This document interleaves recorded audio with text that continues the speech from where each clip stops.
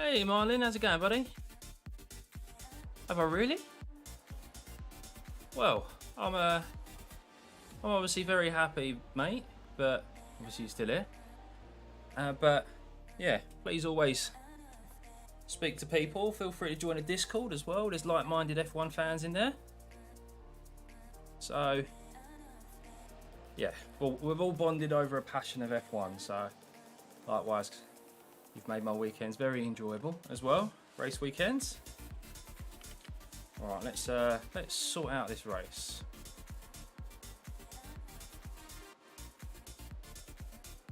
Obviously, always speak to people, mate. Always speak out. I know it's difficult, but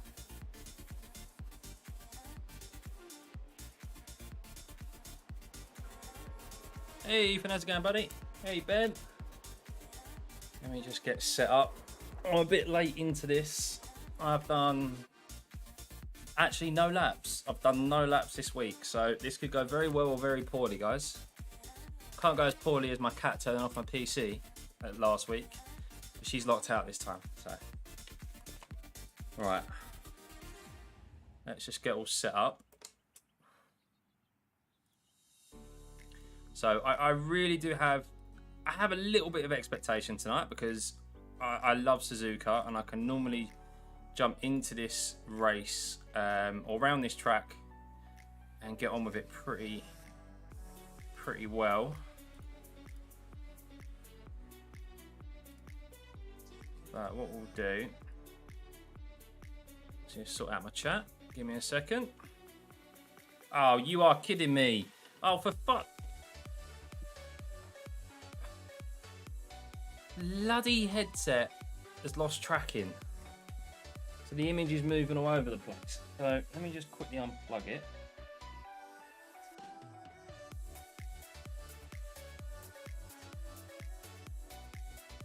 Nothing ever goes as smoothly as it's supposed to, guys. Honestly.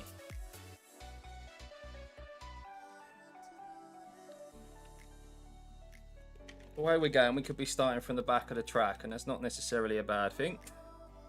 There we go. Oh, right, it's working now. Fickle things, guys. Let's get the chat up in here.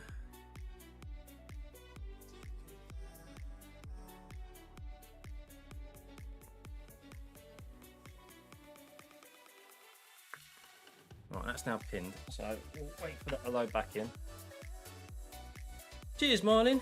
Yeah, mate, I don't know if you heard my message at the start. Feel free to join the Discord, buddy. The link is in the description below. And there's a number of like-minded F1 fans in there. Always willing to have a chat about things. So, and you know I love F1, so always there for a chat. I don't know if to quali or not, 28 car grid. Yeah, Jack, I don't know that either yet. I'm definitely going to qualify because I need the practice. I've done no laps here this week. I literally jumped into a session before this. I did a quick lap, just a quick lap to basically be able to save the replay and take a screenshot for the stream. So yeah, I don't know. I might actually start from the back. It might be the best place. Or even the pits. The pits might be the best place to start. And then just work my way forward, I think. You need 1.0 SR for A-Class. Oh, where are you? Where are you? Oh, yeah. Oh, yeah, no. Jack, if I was you, mate, I'd be starting from the pit lane. Do your qualifying session. Have you done your quali? Because your quali also counts to your SR. So do your qualifying session and then just start from the pits, mate, if I was you. 100%, mate. It's 28 cars. You're going to pick up places around here. You've got some pace as well, buddy. You can easily finish in the top 10 round here. So, end of the day, I know it's not fun, but ultimately, you need to get that A license back. So, we need you back in those officials, man. I am, Marlin, I am able to see chat in the headset. So, right. Let's there's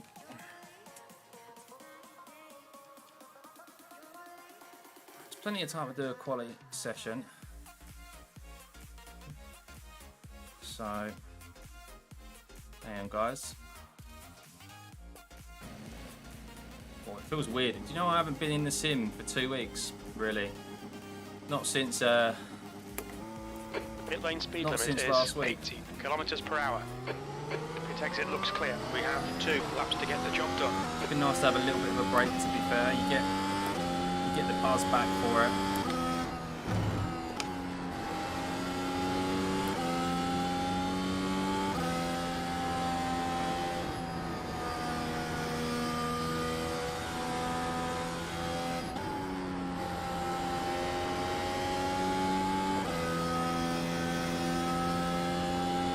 Oh, sorry guys, sorry. I told you I'm a bit unorganised. I feel like I said it every time with these tour races. They're just still a little bit too early from when I get home from work, have dinner, and I'll be glad when the clocks change and we get that.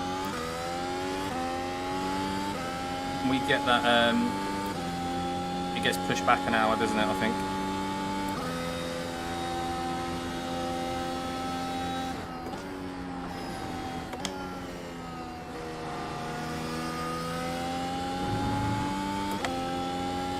There used to be DRS down here, but they've removed it. Obviously doing it like for like.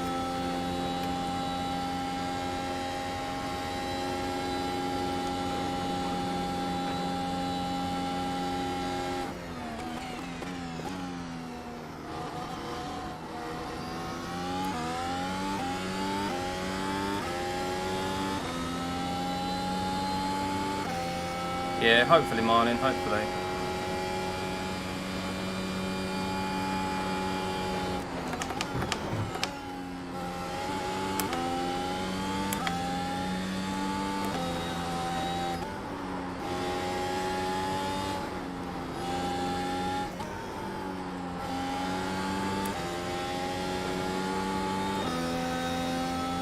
Not quick, man, not quick at all.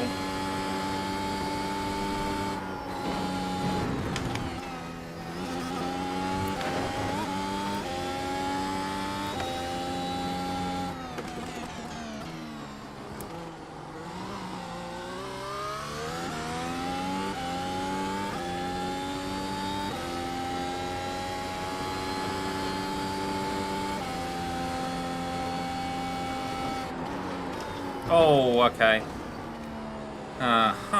Okay.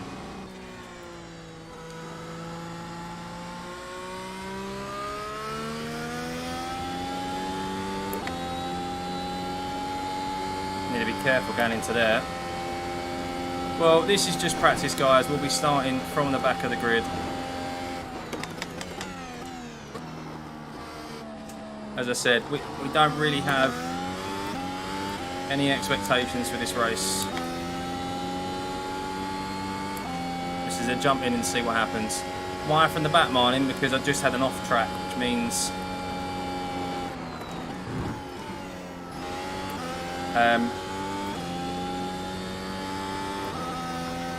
which means my lap is invalidated. Doesn't count.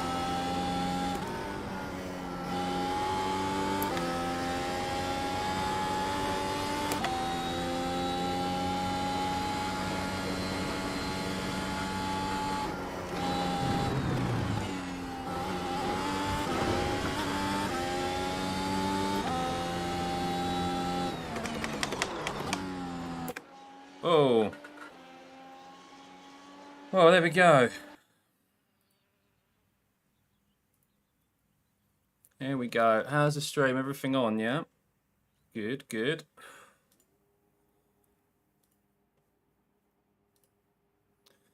And I'm using a setup that I haven't even tried, tested, just basically PDS setup. So 105k.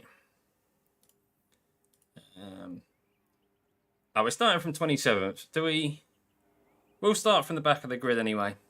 So, is it one-shot quali? Pretty much, yeah, because you don't have enough battery to, you don't have enough battery left to do a second lap.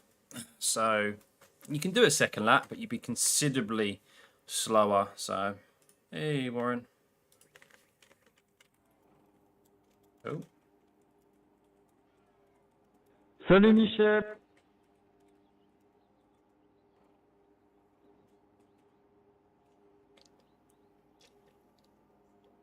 Right, so my understanding is that a medium to softs strategy will work. So just make sure we're on the mediums. Yeah, just hang on. One more time, make sure we got 100. Yeah, enough fuel. Oh, let's go. Let's go. Oh. So, first couple of laps, guys, taking it easy. Thank you for the good lucks. We want to be in balanced, and I'm also going to put a little bit more brake bias in. So we'll see, we'll see. Good luck everyone. There we go. Good luck. Here we go. 53 laps, B27. Okay, let's try to avoid the turn 1 clusterfuck. Go! Just nice and easy off the start here. Bet our way into this race.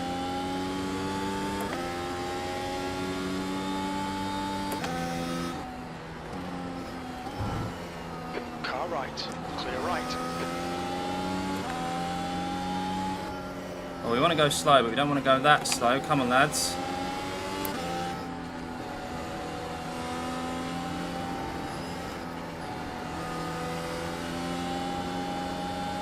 Sweet start, mate. Keep it coming.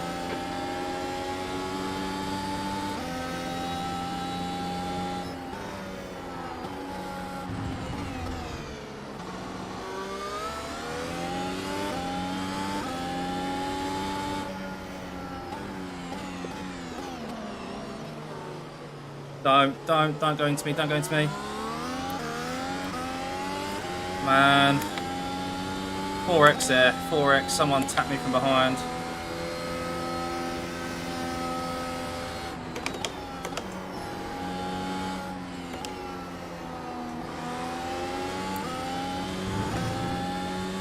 This setup's quite understeery at the start, through spoon.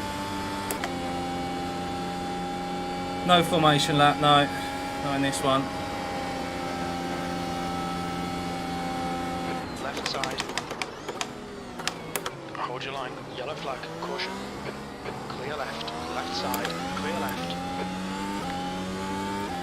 Well, a bit of a lock up there, but I needed to get past him. Keep it coming, man. This is great. 21st.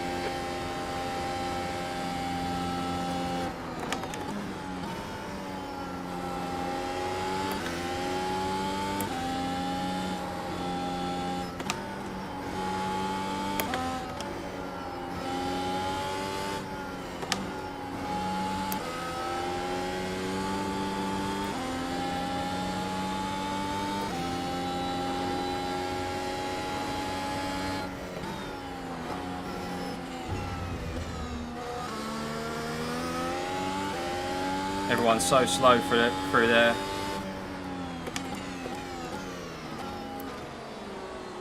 Right side. You're in the middle. Clear all round. Oh, I've lost my rear wing.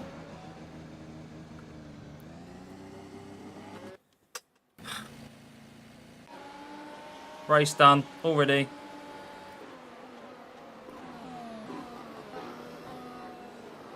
For fuck's sake, they were just so slow. Just so slow, man. What else? I mean, The leader's just done a 129.00. lose your front wing, you're okay, but oh.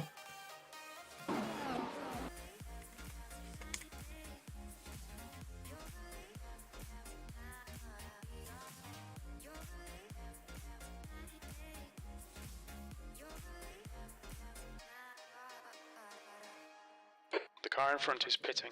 Where's Far Chase? Where's Far Chase, man? Why have I not got Far Chase?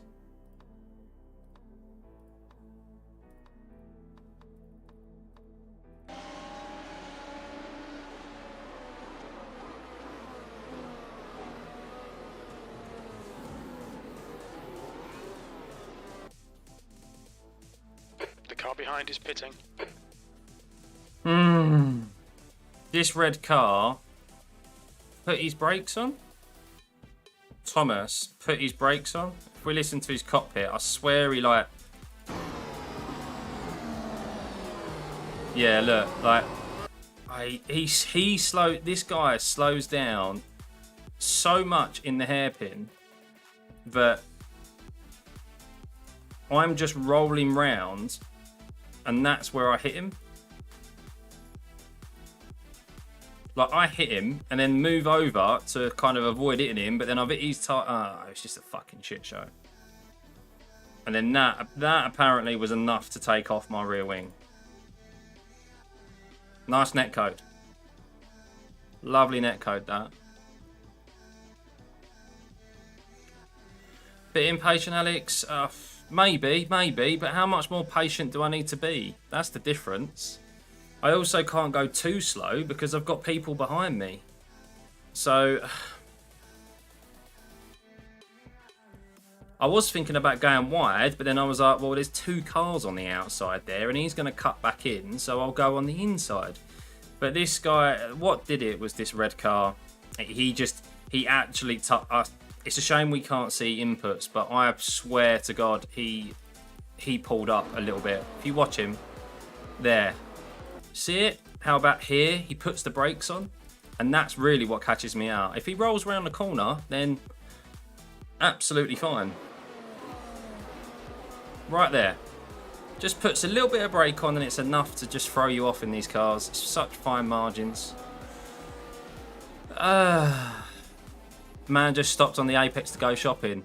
Yeah. Hey George, how's it going, buddy? Not not good.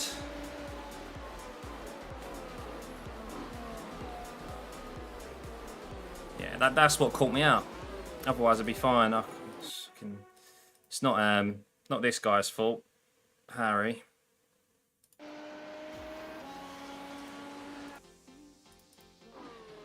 He's running down the back. How's Jack getting on?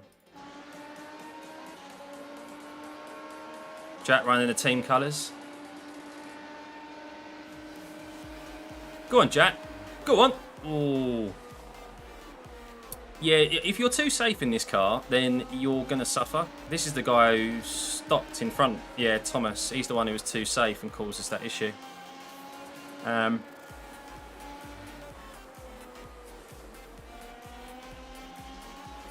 Tell you what we'll do. We'll save the replay, but we won't jump out of this. We'll hop back in and we'll have a little watch of the race. Because the next race is... Well, the next official race is 40 minutes away. So, ay. We'll join back in and have a look. Can you race without your rear wing? No, and it's not like your front wing where it's replaceable. You can't. I think in the past, rear wings were replaceable. Tell me if I'm wrong there, guys, but I think in the past, like, rear wings were... You could undo a damaged rear wing and put one back on, couldn't you? In a race, but you can't do that now. Definitely can't do that now. So, but yeah, if you're too cautious in this car, it just causes issues like there. Like, it's fine margins. The closing speed in this car is so quick. It's not like F3. It's not like even F3.5. So. Not in the last 10 years, George. I think, like, in the 2000s. I think I remember... I don't know why. I've got vivid memories. I don't know why. There's an image in my head of, like, a Honda rear wing. It might have been BAR or something. Like, a rear wing being replaced. It was more when they were very, like, boxy, not how they are now. Not since the hybrid. You haven't been able to do that since the hybrid era, that's for sure. It was definitely V8, minimum V8 era. Probably V10. That would have helped Yuki, remember the duct tape? Well, we got screwed over a little bit by some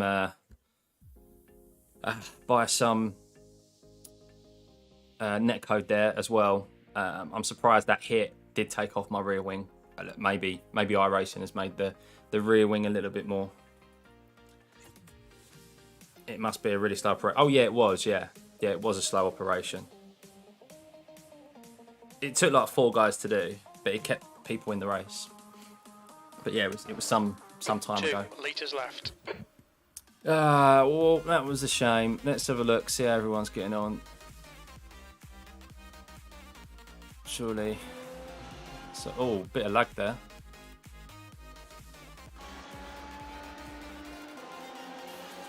Warren's in 3rd.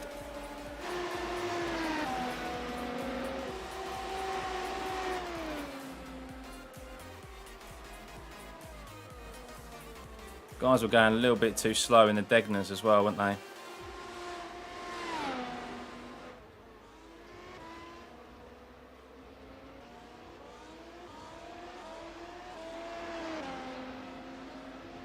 I only got myself to blame. No, Jackson, this is the 2021 cars. So this is the W12, Lewis Hamilton's car from last year.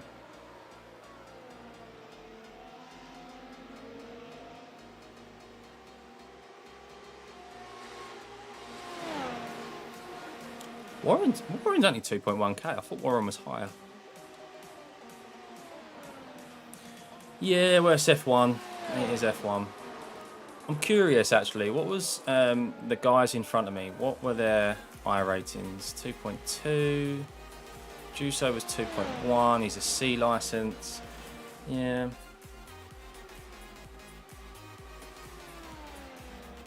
It's a shame you can't see other drivers' inputs. I really wish they could change that. Let's keep an eye on Jack. He's a sub of the channel.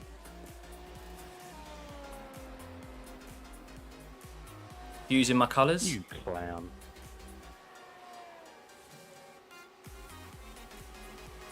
W11 would be fun in this game. Yeah, it was a mega car, wasn't it? W11. This isn't bad though. This is a great car. No, so it is all just Mercedes. So Mercedes did a partnership with iRacing. So they actually approached iRacing because a lot of their drivers use it, like their junior drivers and that. And they said, look, do you want to, we'll work with you to bring our car to the platform. And they've got a deal to do the W12 and the W13, but they went for extensive testing and back and forth with Mercedes to make sure it was as realistic as possible to real life. Now the one big difference is that the way the battery mode works in this is not how it is in real life. But the actual way the car handles and stuff is supposedly as close to real life as you're ever going to get. So.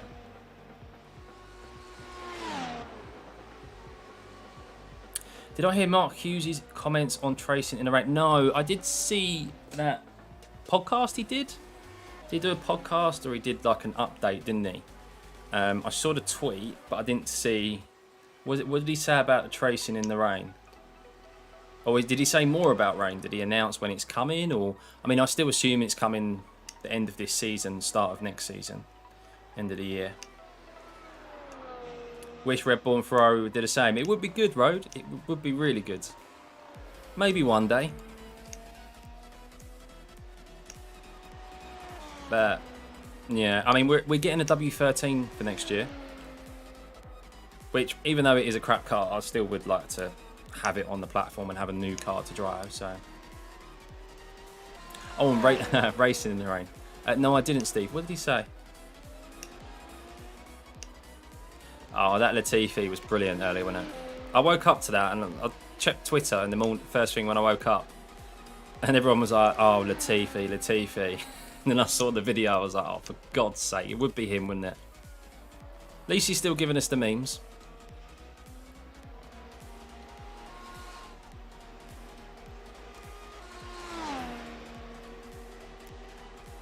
Blames it on the car. He was saying the wet tyre, the drivers call it a safety car tyre. Because that is all it's good for.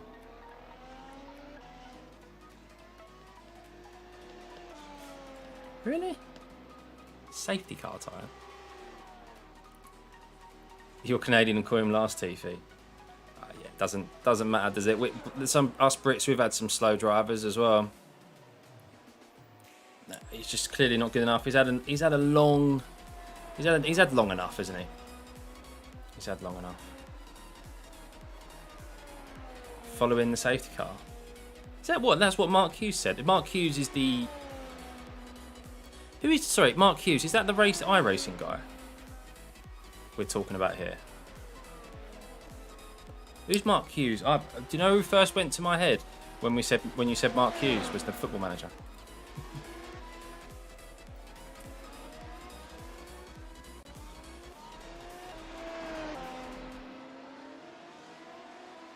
Oh, correspondent for Motorsport magazine. Oh well, those with all due respect, the media can F1 media can fuck off. Excuse my language, but like they don't know what they're talking about. Really don't know what they're talking about recently. The race, as an example, were one of the big publications who were calling for Sergio Perez to basically be removed from Red Bull next year, questioning his abilities and that. And then, like, I listened to their podcast the other day for the Singapore Grand Prix, and they were the way they came out and were trying to like applaud Perez and like, it's just like, you absolute arseholes, you just purely did it for clickbait, and now you're like trying to backtrack. And I love it in the comments, people were calling them out for it as well. It was fantastic. But the wet tyre isn't just good for following behind the safety car. What a bullshit statement is that? That's really riled me up, that has. What, so we've never had any good overtakes in the wet? The F1 drivers are incapable of driving on a wet tyre, are they? Fuck off. That would have made that race even more interesting on Sunday if we was able to start, or the guys, not we, because I'm not an F1 driver, wish I was. But they should have started that race half an hour early so that they were starting on the wet tyre, and then we would have had 2 pit stops rather than just the one. It would make things more interesting. So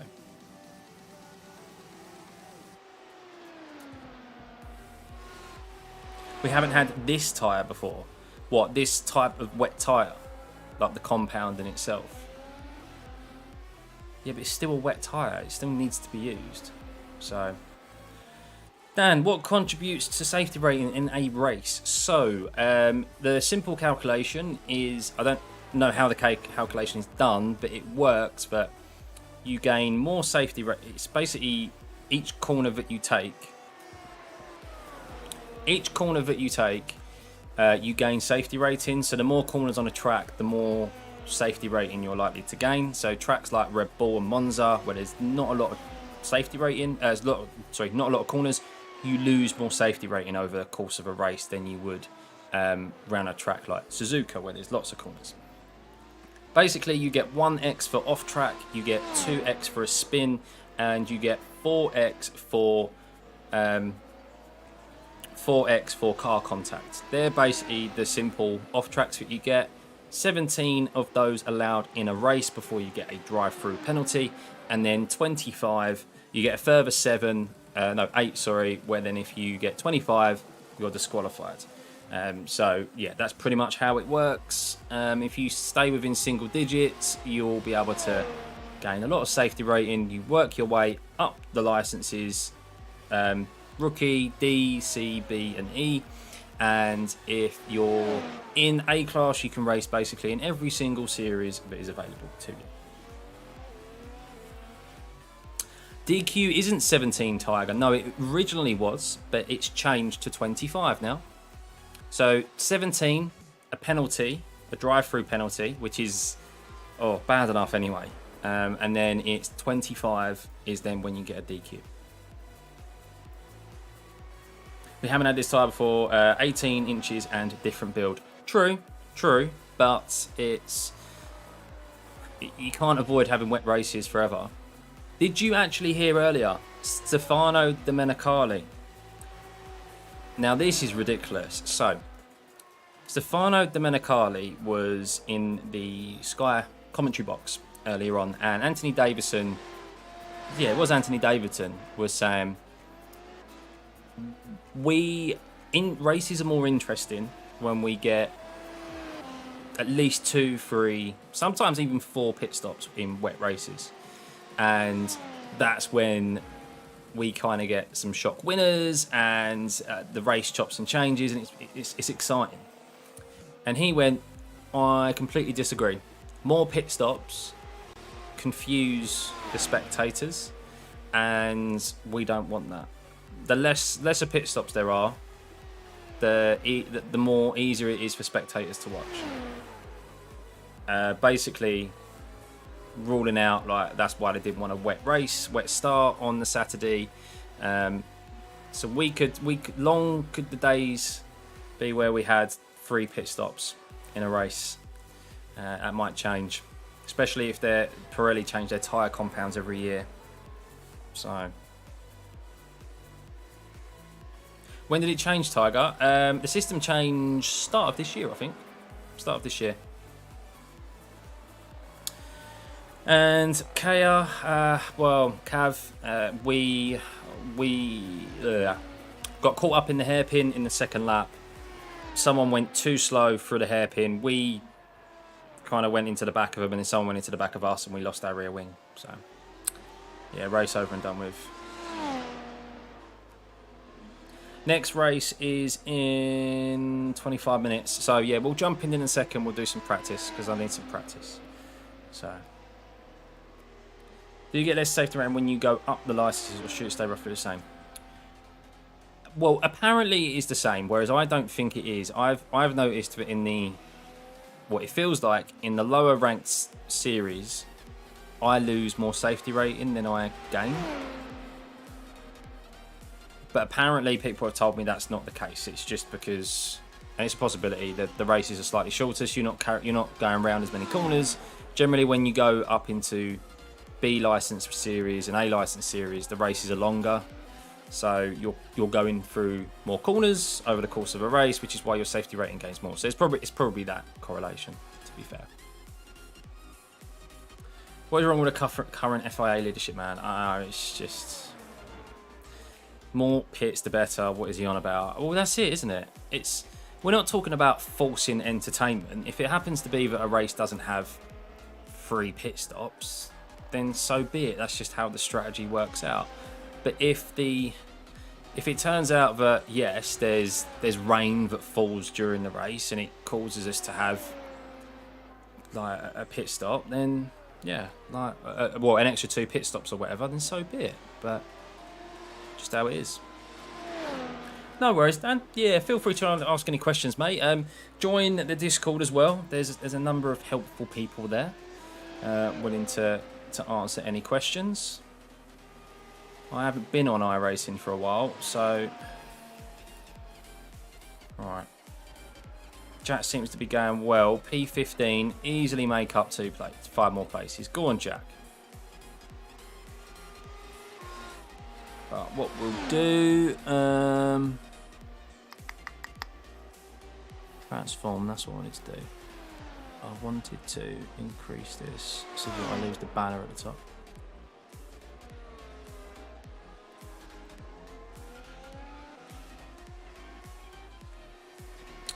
Oh, for God's sake, why is it on the wrong fucking thing?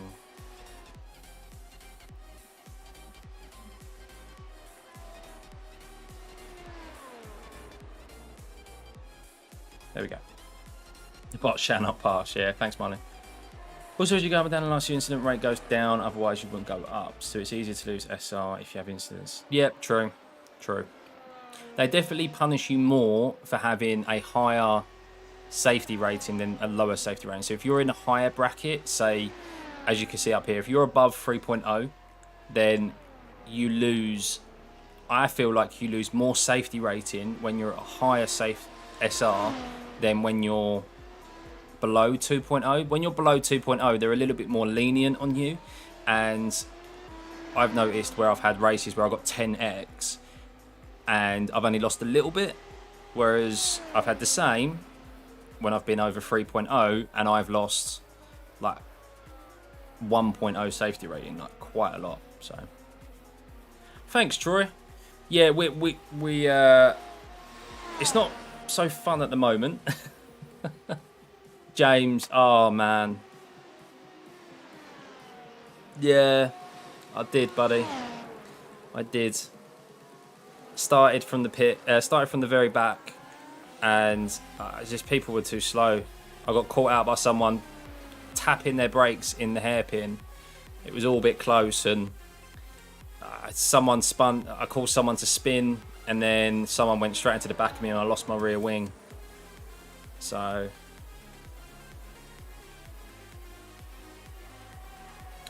shifting randomly without you setting it, Tiger. No, I haven't. But what I would say about that is it's probably losing tracking your VR. So make sure you've got your, like, I've got my lights on, and my lights aren't on just because of so that you can see me. It's because so that my headset doesn't lose tracking. Because otherwise the sensors don't know where you are, so it just moves about. So make sure you've got a lamp or your lights on in your room, wherever it is that you're playing, on your headset, because then you'll be able to, it won't lose tracking. Struggle in Spoon for some reason, Road. Well, I haven't used a fixed setup. Spoon is Spoon can be a difficult one. That setup that I had, it was quite. I was carrying the speed that I'm normally doing there, but full tank of fuel, it was understeering quite a bit. But you need to hit the apex, allow it to go out to the right, and if you're going to go over the curbs on the right hand side, then commit to going over those curbs. Don't flirt with it, because there's a little dip that will cause your rear tyre to dip down and spin. So yeah, we're going to go practice now. We're going to jump into practice. So it's a Grand Prix series, so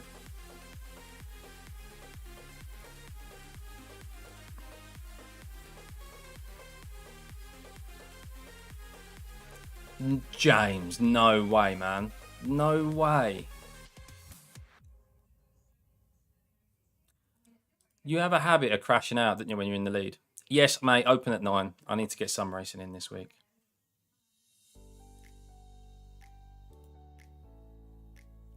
We need some. Pretty dark when you got off. Yeah. So my headset as well, also make sure you launch, or you start your PC when you with your lights on. So turn your lights on first and then start your PC, because it will pick up the tracking straight away. I noticed that the Guardian, and anyone who's got an Oculus headset, if you always get the Guardian pop up and you have to reset it every time, that's because you're launching your PC and your Oculus headset with the lights turned off. Like it's in the dark, so it's lost. It hasn't gained tracking in the get-go, so it needs to reset the Guardian.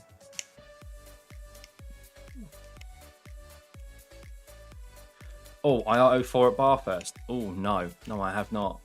Sounds like an absolute horrible idea.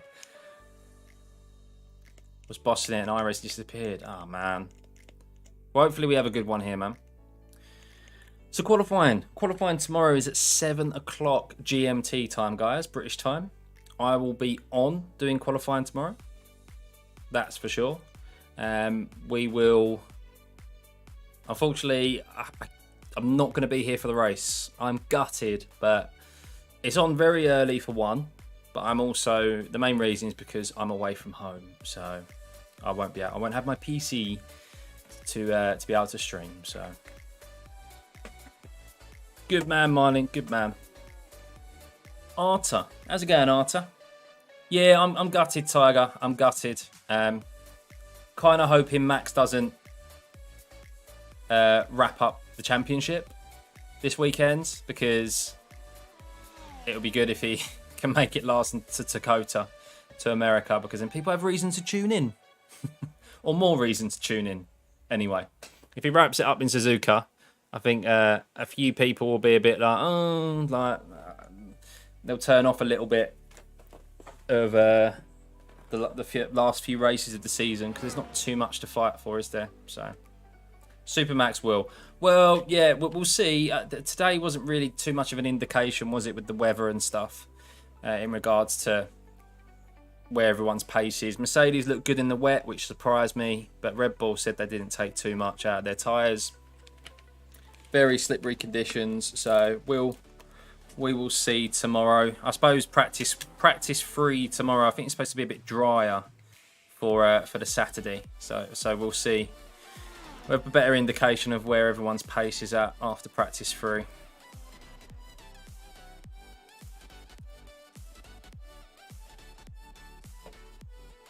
Hey, Goofy, how's it going, buddy?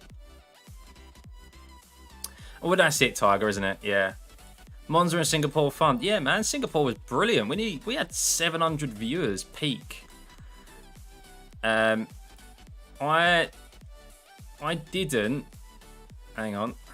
I didn't drop. I looked at the stats afterwards. Once the race got going, we didn't drop below 1,000 viewers, and I think it was like 10 minutes into the race, we had 1,500 viewers like consistently. That's absolutely like amazing. Massive jump from just like a few races. So yeah, big thank you to everyone who's tuned in. Hey Tom, how's it going, buddy? 8 PM your time today. Oh man, well lucky you, man. Lucky you. The leader has just done a Let me just turn this up. 128.22. Yeah, well, Tom, I love F1 anyway. So as you know from just my racing content, so been doing the watch-alongs. The debrief didn't get obviously a lot of views because it was out pretty late, but I'm gonna do that sort of stuff, mix it in a bit forward, or a bit more moving forward. Oh, just to because I love it. I love F1. I love talking F1 and mix it in with sim racing.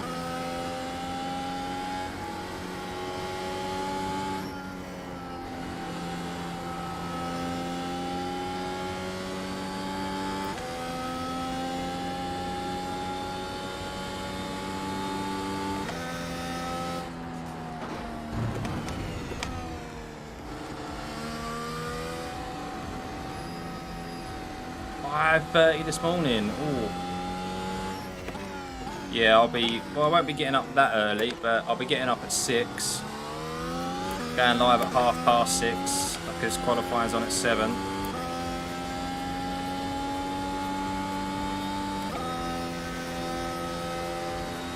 Yeah, I hope so, Tom. I hope so. I mean, the thing is, I love racing myself, so I'll never stop this.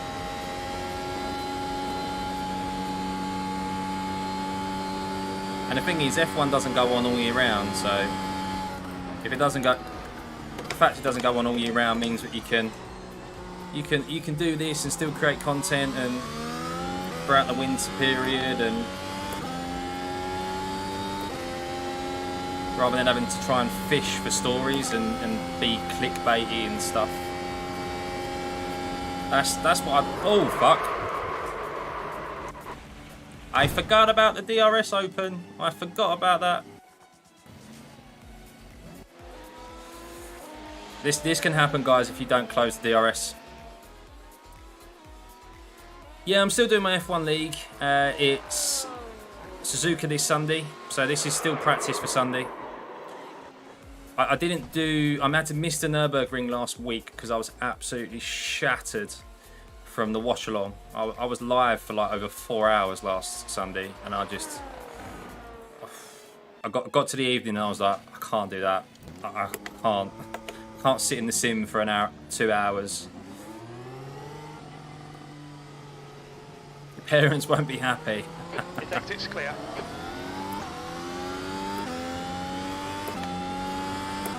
Well, exactly, bro. They're fishing for stories. They're trying to get clicks, and I get it.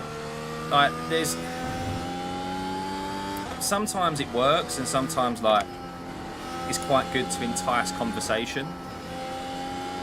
But like some of it is just uncalled for, and even Sergio Perez noticed it with his comments after the race. He was like, "Yeah, us Latins, we don't get, or us Latinos, we don't get the same criticism as everyone else. We get harsher criticism, blah blah blah, and all that stuff." You're And right.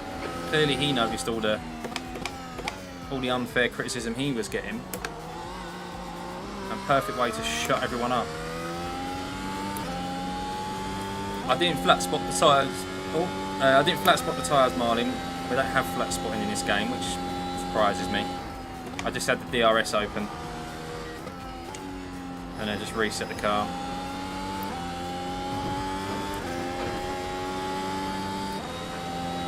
Oh, box.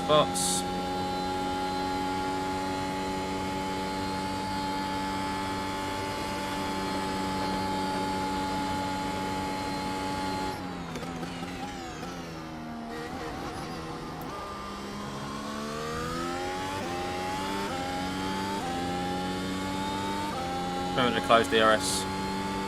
That's right, Martin. All good, man.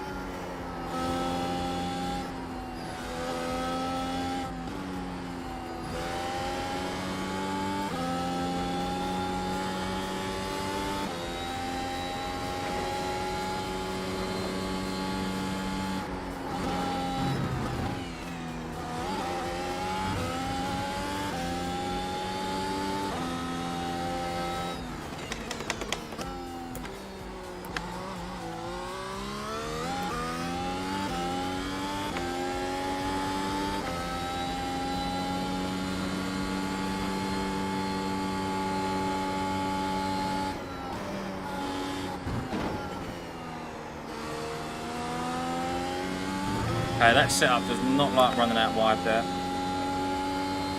Okay.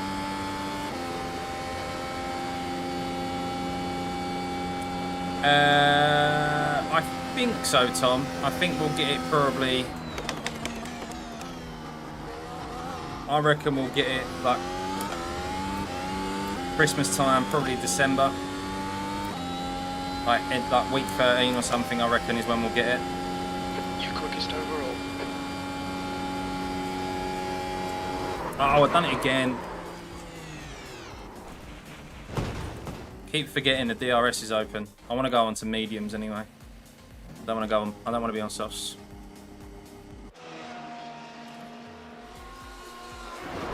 Since two things it lacks: flat spots and in-game telemetry viewer. Yes, I agree. It would be handy, wouldn't it? I mean, they overheat, but that's it. I'm surprised they don't have flat spots, considering other sims have it, don't they? And visually show it as well. I think R Factor 2 is really good at that. Clear. Push now.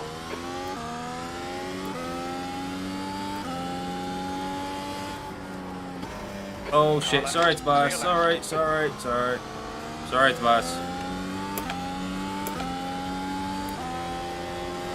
Wow, the chatbots are out in full force tonight, aren't they?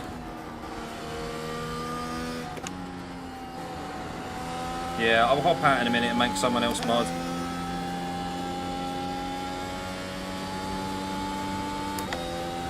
Historically abusing it, were they? How so, Tom? What's the story behind that?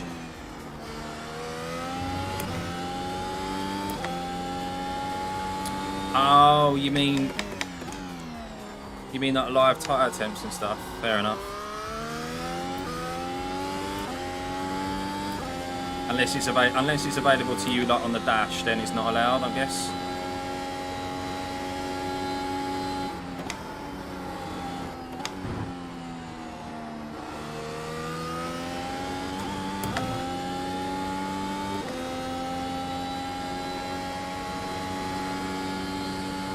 I think so, Tiger. I think that's when we'll get it, is at the end of the year. I think it'll be a similar release date.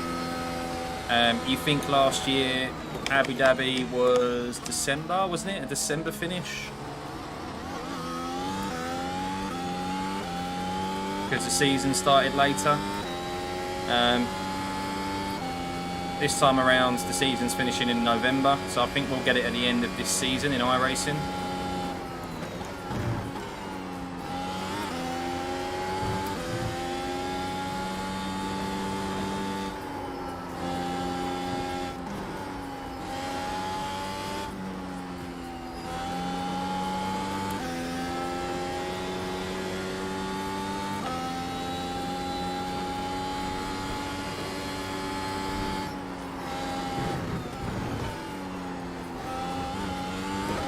Oh man, definitely not enough grip on these tyres, is there? Going hard like this lap, track limits.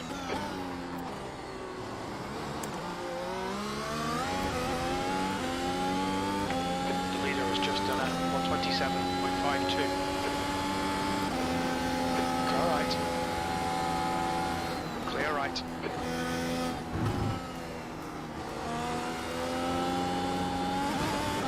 Damn it. Wide. Give us the RS21 car.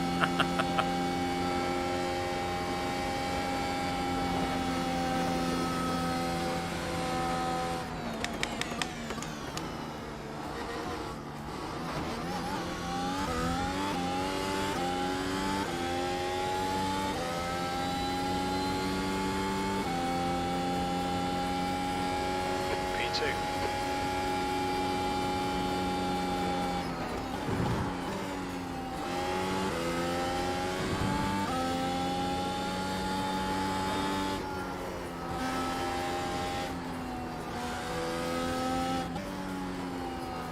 Turn. So much understeer through there.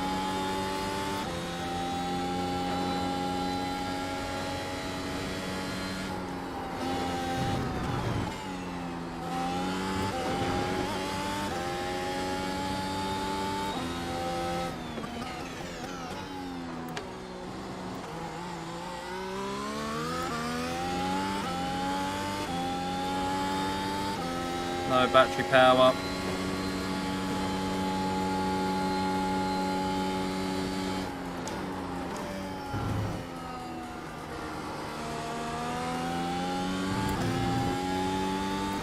Makes you think I need to pull through that.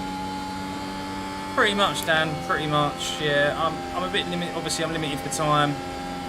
I do work full time, so I pretty much spend most of my time in this F1 car. Used to dip my toe into the Formula 4 a bit and Formula 3, but not really anymore. It's your best lap in this session. You're currently 1.4 seconds off the leader's pace. That lap was at 129.00. Yeah, we'll do it now. So.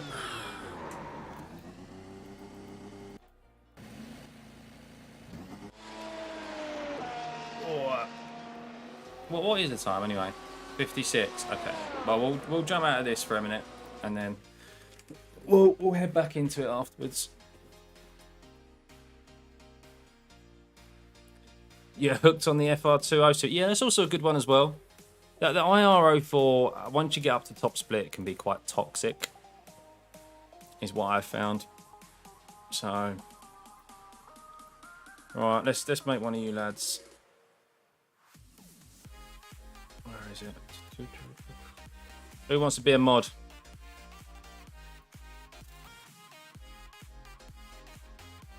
Who said for me to jump out? It might be worth. Oh, that was. Who wants to be mod and get rid of the chat bots? Come on, put your hand up.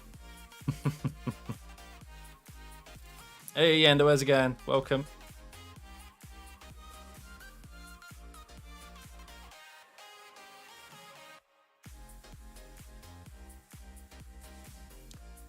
Right. Tom, you're a mod, mate. Someone comes in and they chat bot, then see you, Martin. Everyone is Verstappen lap 1 heroes. Yeah, they are, aren't they? I mean, that's the thing with IO4. If you just survive, you're okay.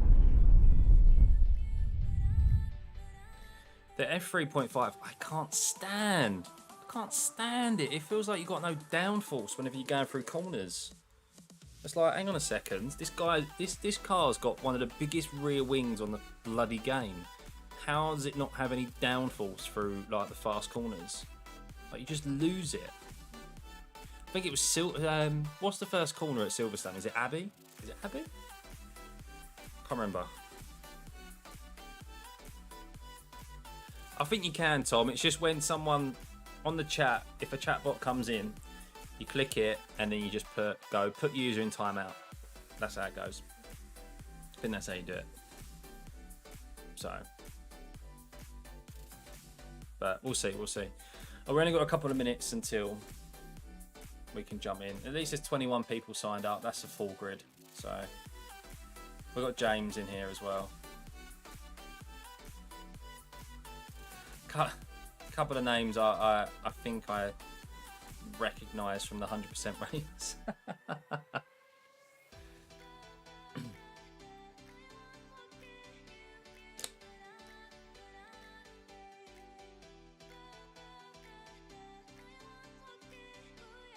Oh man, well at least we have another 100% race to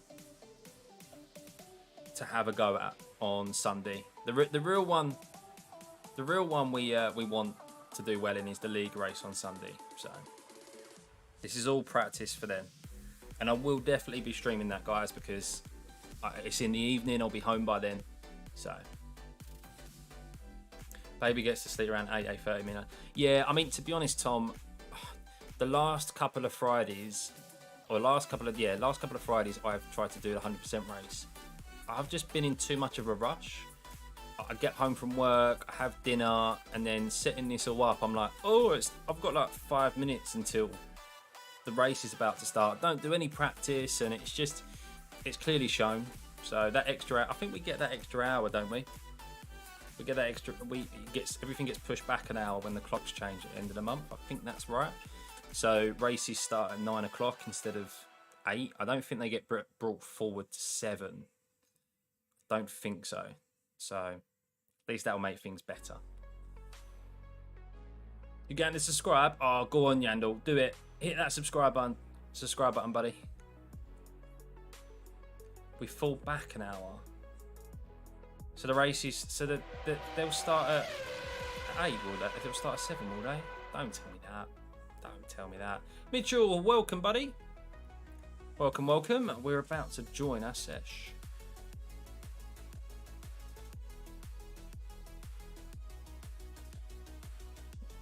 So we get an extra hour, okay.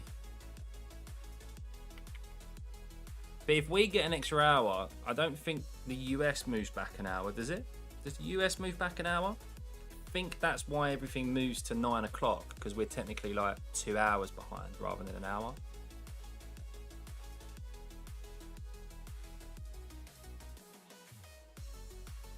It does. Yes, it moves back an hour as well, or yes, we get 2 hours on them. Half empty to host a steward in F1 League later in the year, early 2033. That's a long time away, Tom.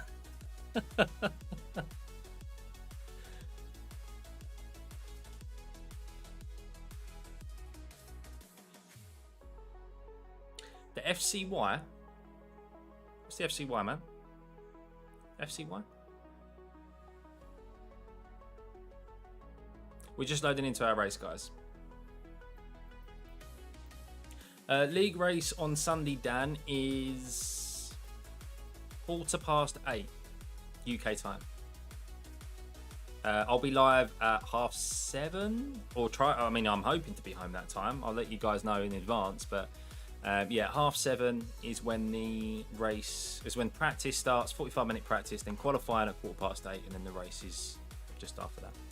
Oh, full course yellows. Yeah, I know. I wish there was like a safety car element to it in here, but yeah, it doesn't do it, does it? Doesn't do it. Right, Tom, here we go. You can practice. Tap on the name and time out the user.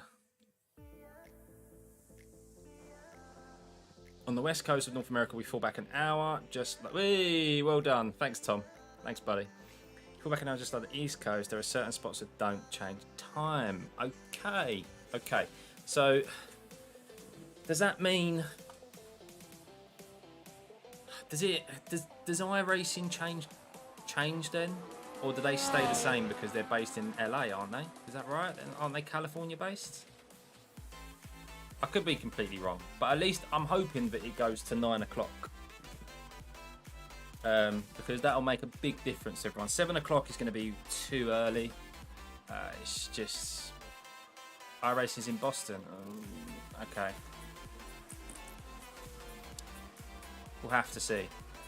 I personally could really do with them pushing it back an hour, but yeah. I'm being very selfish, guys. Just thinking about me. Oh.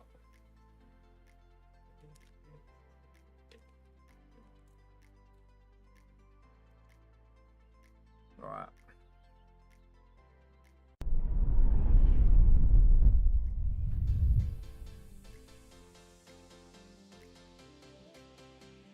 Yeah, I got a feeling it's going to be the other way as well, Tom, and I won't like that. I will struggle to make a few of those 100% races, that's for sure. If it's 7 o'clock, I don't get home till 6 most evenings, so right, we're going quali, aren't we? We're going quali.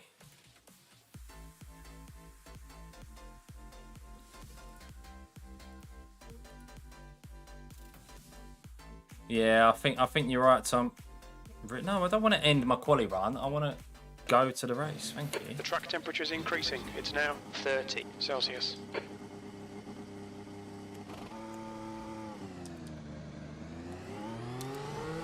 Exit's clear. Push. We've got 2 laps to get the job done, mate.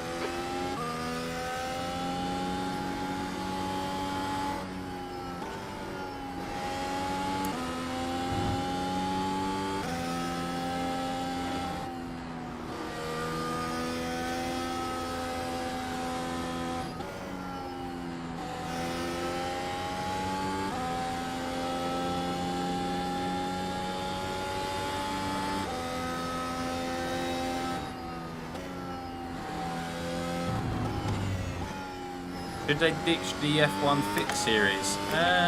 No, I don't think so.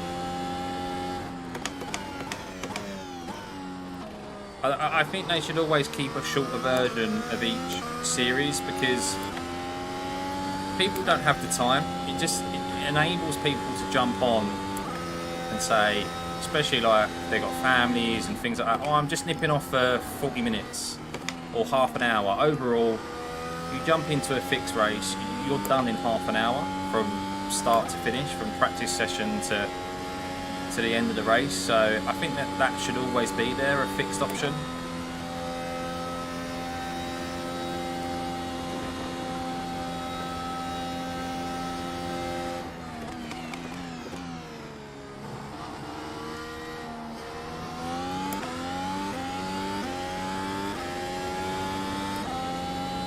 Right, let's go.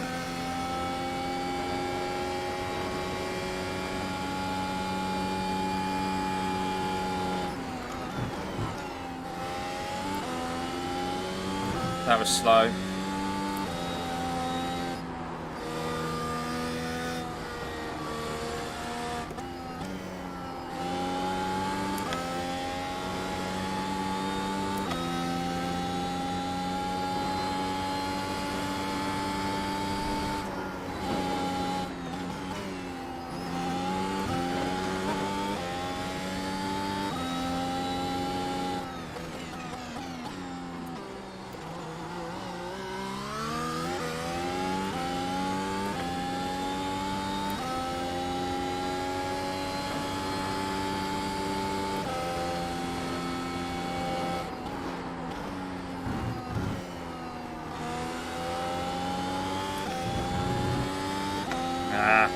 Understeer.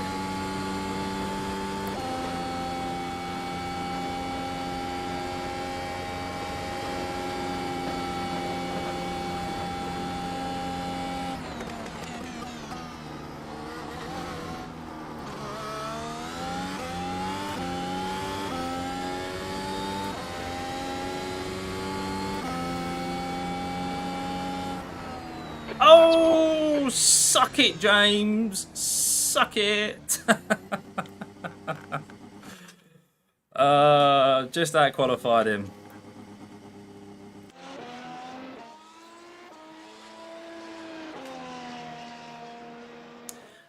Guess see some less popular tracks getting quite poor attendance and it being diluted between the two race series. Yeah, I see. I think it's more so the track. It depends on the track, and we've had some questionable track choices the last couple of seasons, mainly because the first 2 seasons were your standard GP tracks. But I think that's just how it should remain, and you just mix up the order. People have their favourites, and it's the same in any series. I think the shorter race series are always going to be more populated than the longer race, just because of that reason of people being able to put aside time. But I quite like the way it is at the moment. And the thing is, there's enough races on the real F1 calendar to keep us occupied with the 100% races. So we very rarely go a long period of time without, apart from the summer break, that's about it, isn't it, really? We don't go without any 100% races, which is good. So I'm not going Suzuka Tour. I'm going for that one. And I'm going for medium to softs. So why are you not on track, just race? Because it's qualifying. It's end of qualifying, Harry. We've just qualified pole position. So we've got to wait for qualifying to finish, which is like just under 2 minutes. So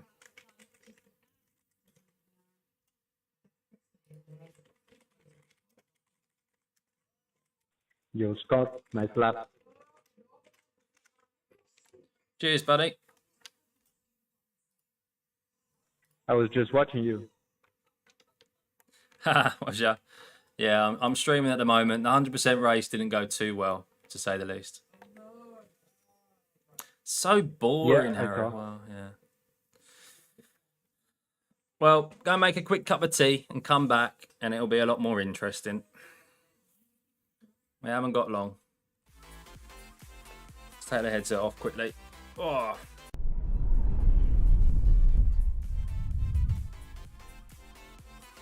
Time for me is super precious, but frustrating when you see bad numbers across the 2 series combined. Yeah, no, I do get that. Yeah, Detroit was a track that just I didn't want to race in. What other tracks have been quite poor in attendance?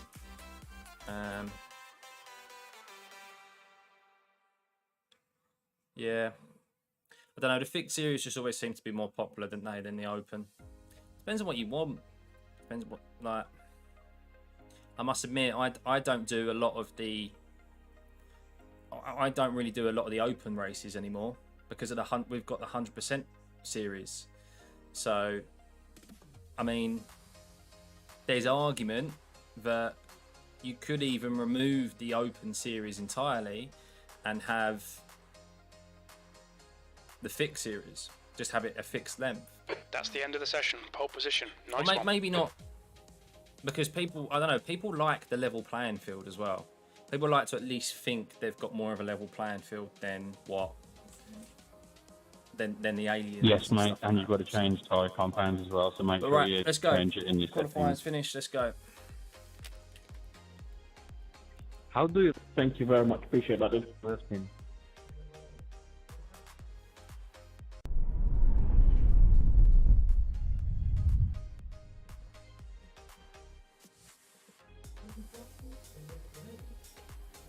Exactly. And yeah, probably Emily. Oh, Emily, you're all right. Hello there. What time is it for you where you are? Is it in the morning yet? Probably, isn't it? All right.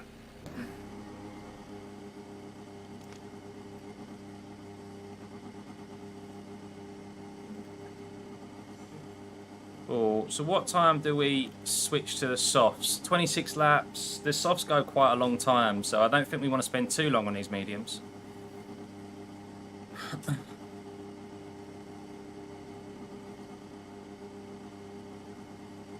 7:15 a.m. car. Early bird catches the worm. You're keen on a Saturday.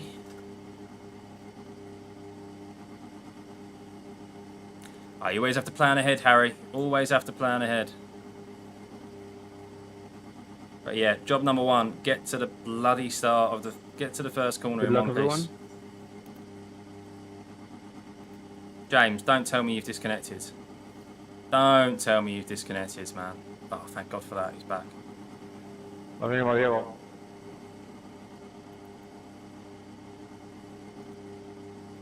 7, 6.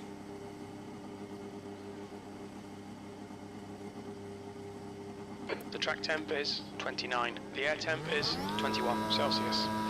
26 laps. Watch for the lights. Green, green, green.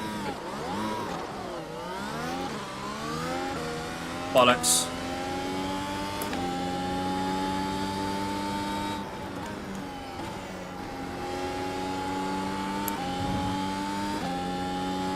What a wank start.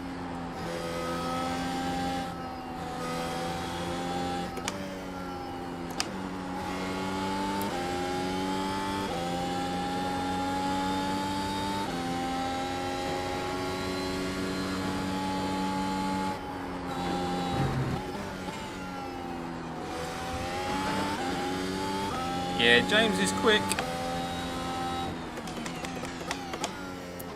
He's actually a member of this channel, part of the pit crew.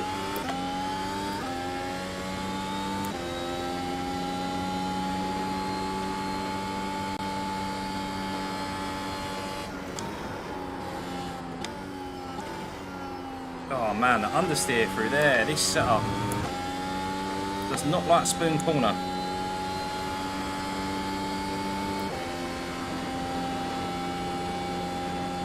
What's the entry, boys? What's the re-entry?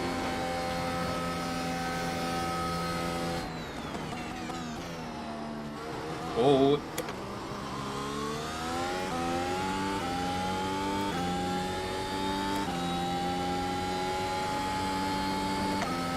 V2.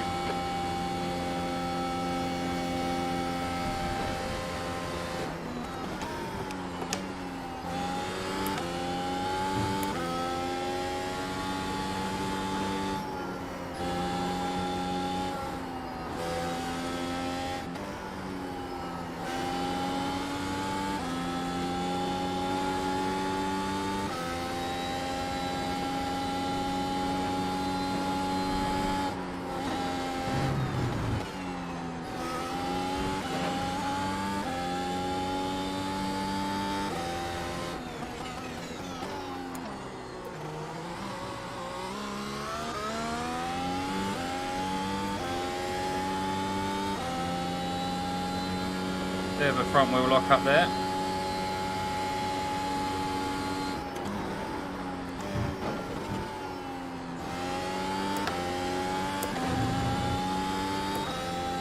So just a little bit of brake needed into the exit of spoon, get the front end turning in.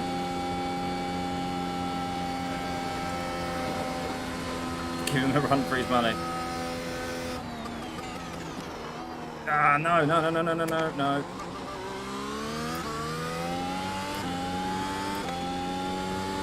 Bollocks, as if we lost the DRS there because of that lock up. What? Where is that DRS zone? 126.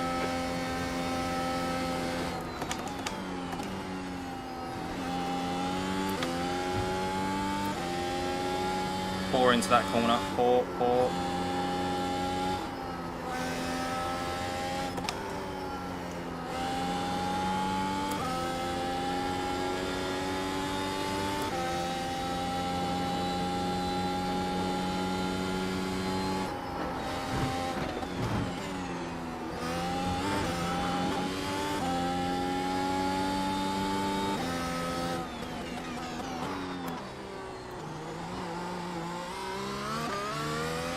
The gap in front is now 1.2 seconds.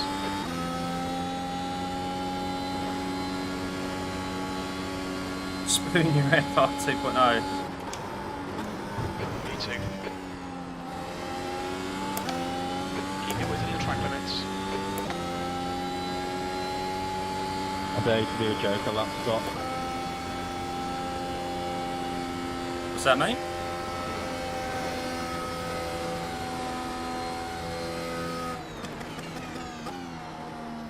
But when you have a spot for that, just happen, boys. Jesus Christ. It's what? 0.8 to get DRS, Emily? What? I dare you to do a Joker lap down that side road on the way up to 130R. Oh.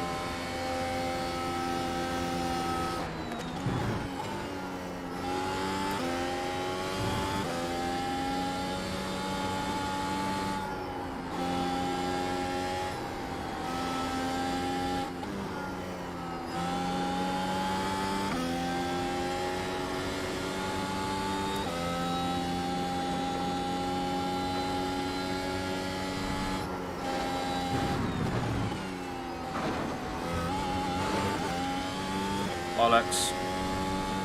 Cut the track. Keep it nice and tidy.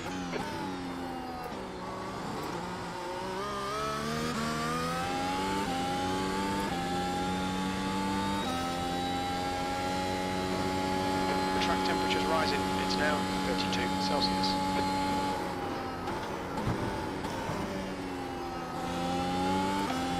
We've just had a warning for cutting the track.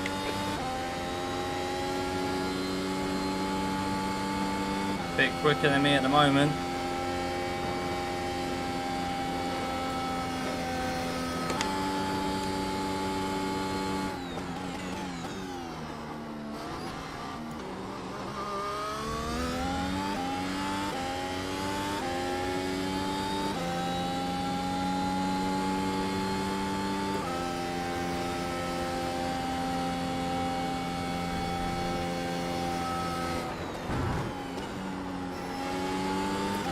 The gap ahead is now 1.6.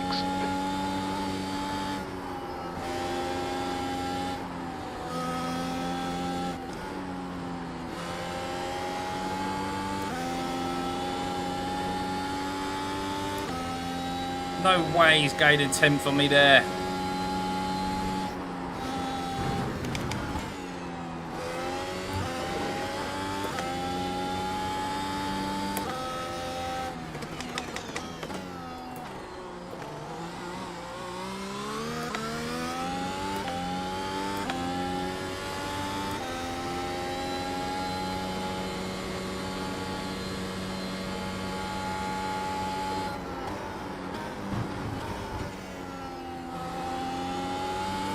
Track limits. Hang on a second. There's no way I was off track there. No bloody way that was an off track.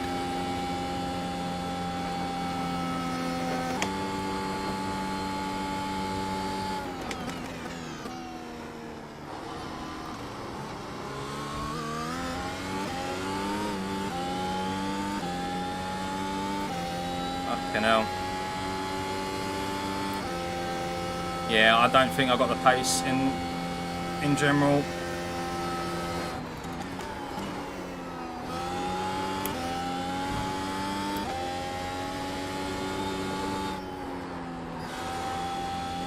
I'm using the PDS setup and oh, I don't know, feels a little bit not to my liking.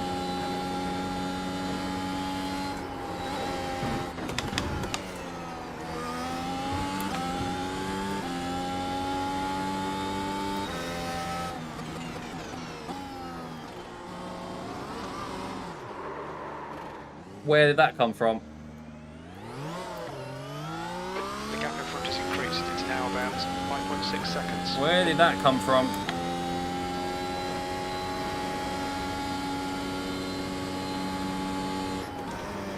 The guy behind's catching. The gap's now 2.0. Huh, okay.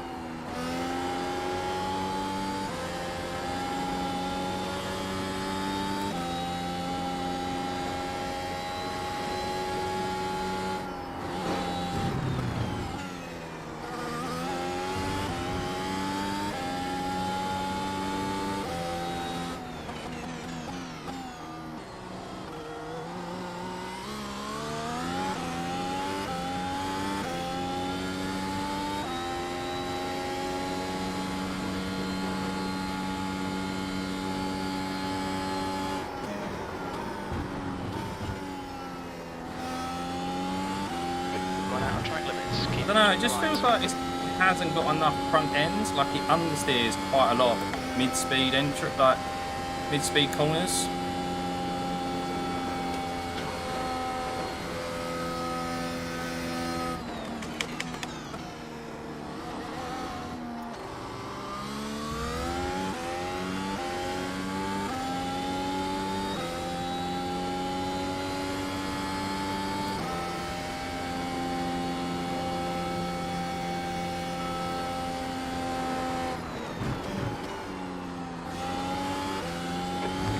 Increased to Fucking hell, man, really?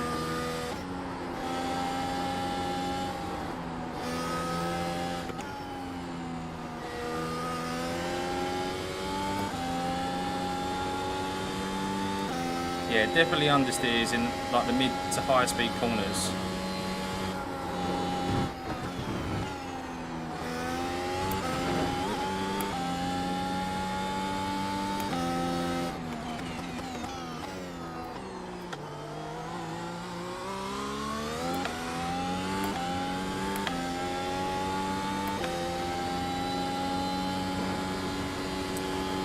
Trying, Harry, trying.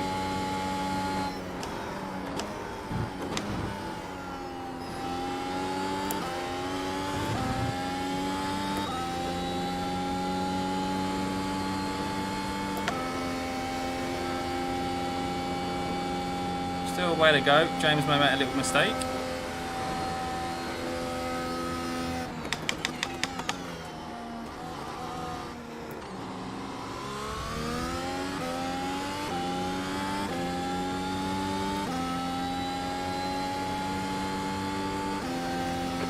last lap was at 129.59.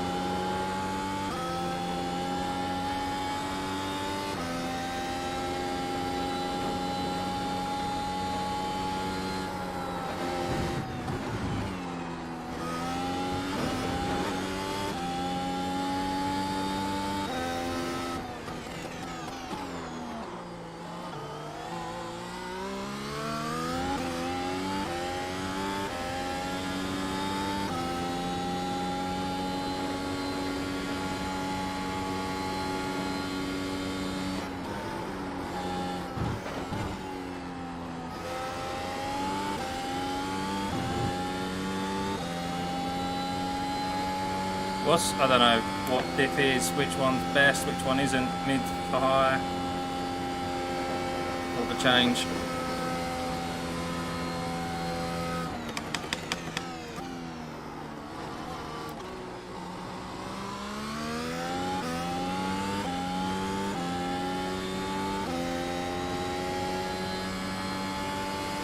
That lap was at 129.60.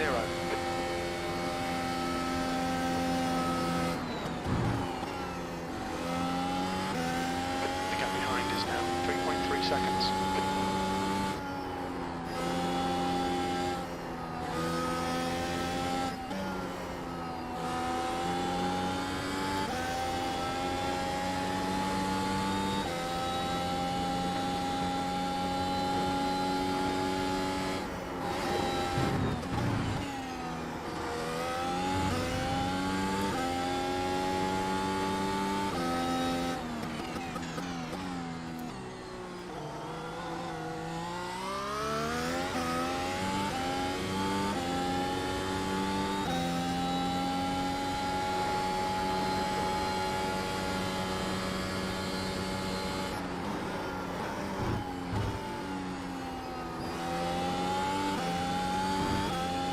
Oh, we're trying, guys, we're trying. When do we reckon we pick the softs? When do we reckon?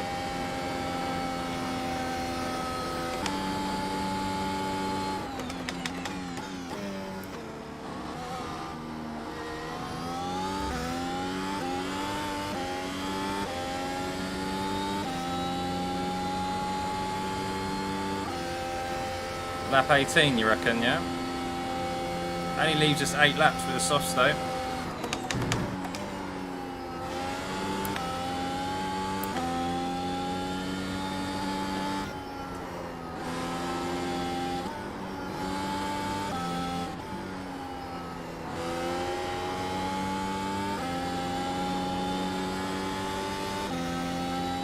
I suppose traffic, that's the one thing.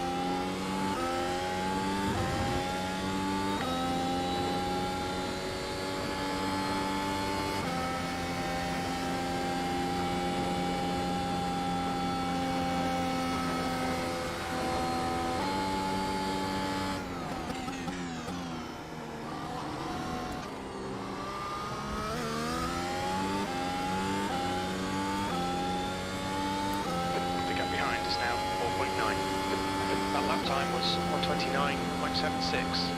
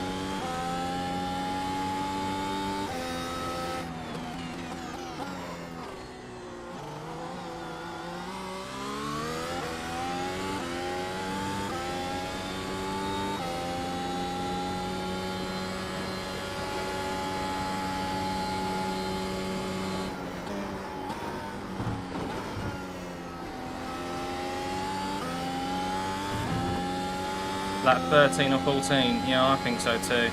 Yeah, Spoon, this setup doesn't run, it's hard to describe. I don't really know what I like from a setup, but I know that this isn't it.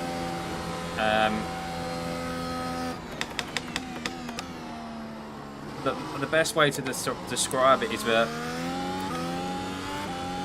it feels in between gears.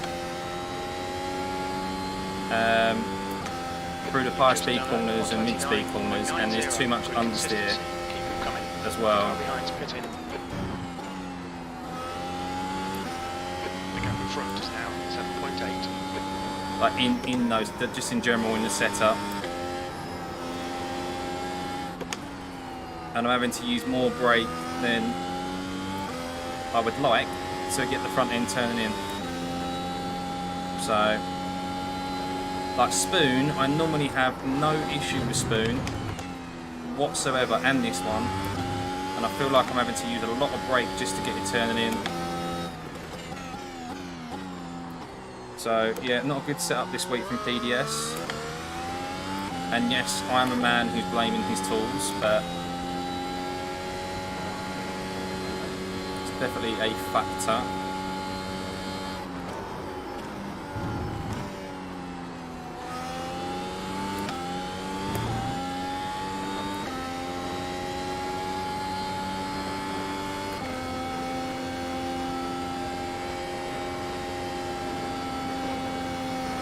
Should we go one more lap?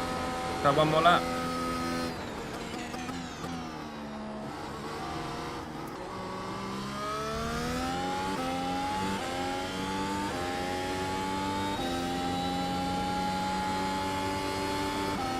Lap 17, you think? Half distance, you're looking good for fuel. I still think that's quite late.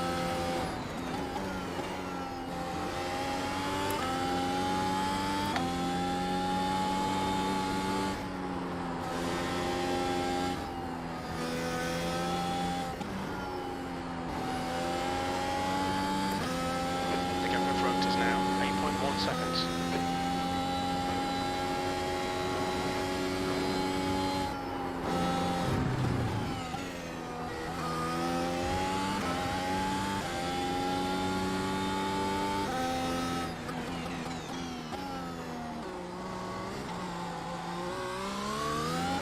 Regardless though, this track, I love this track. It's so much fun to drive. Like the first sector, oh.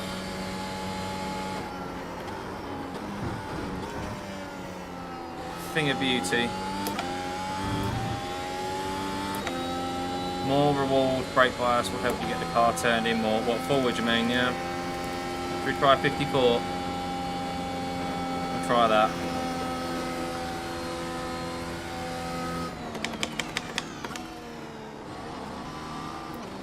The leader is pitting now. Okay, James is pitting now. You're pulling away from the guy behind. The gap's now 15 seconds. You're in the lead. Pit next lap then. Excellent, mate. Keep it up.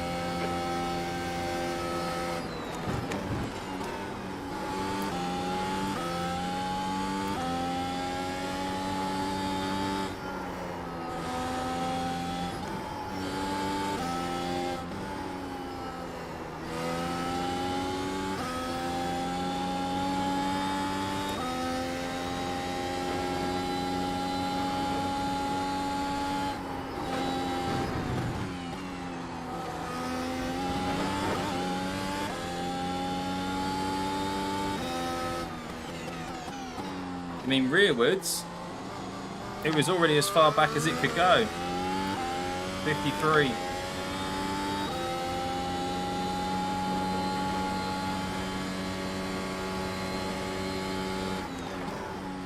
Jesus, man. This setup is fucking wank.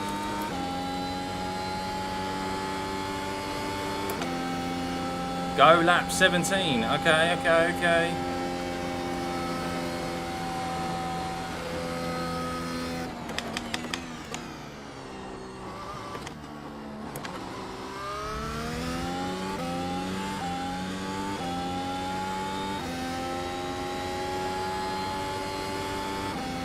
You've just done End of lap 17 then. 49. Sector 1 is 0.8 off the pace.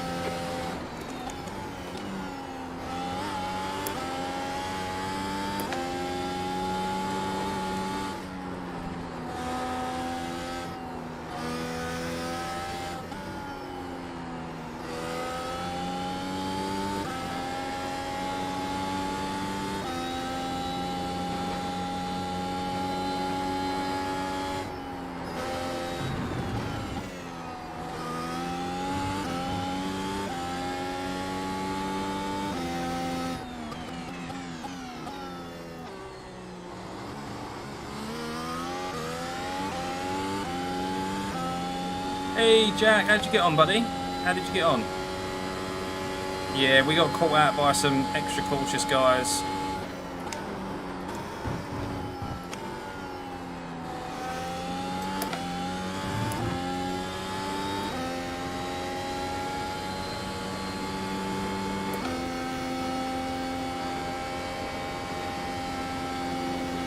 Never nailed the start procedure. Oh, I've done it a few times. Not a lot, and when you do, it's a thing of beauty. Feels so good.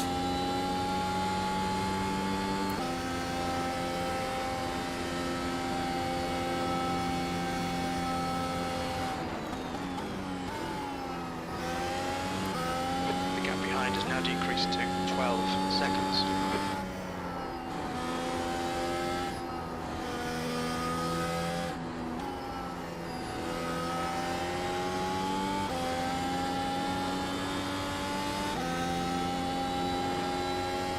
Box this lap, yeah, box.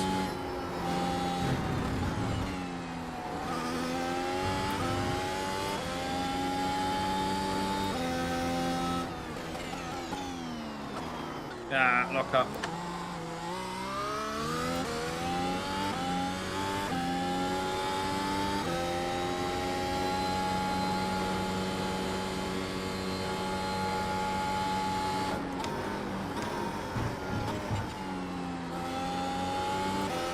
Yeah, I'll let you know afterwards, Tom.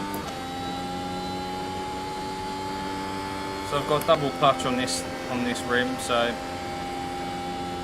hit confirm.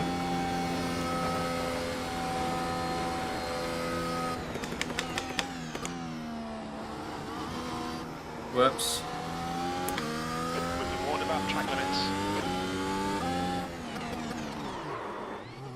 Pit lane speed limit is 80 kilometers per hour. It's fine, you got loads.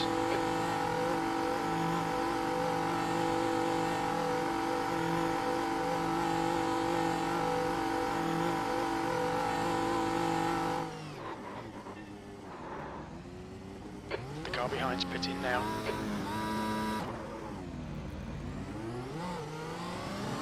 The exit's clear, don't cross the white line.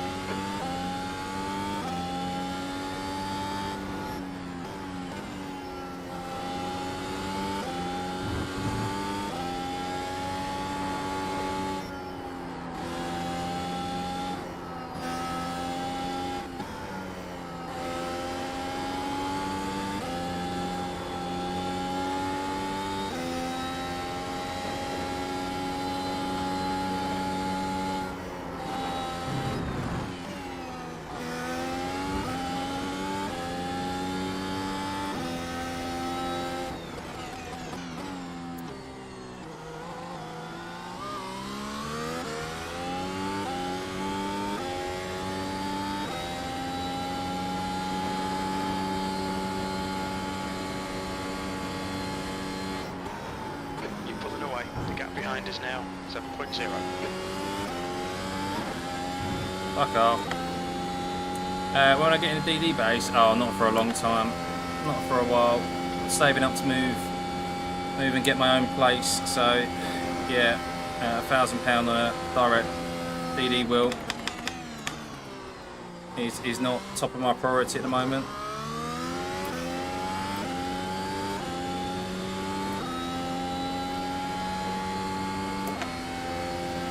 Yeah, I'm surprised at that as well, Tiger. Me too.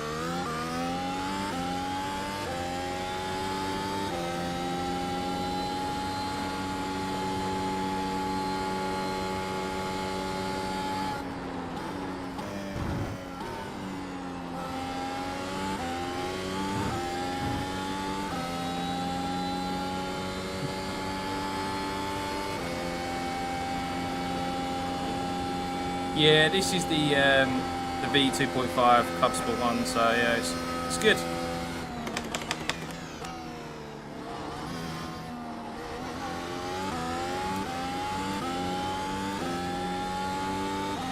I like it. That lap was at 127.71.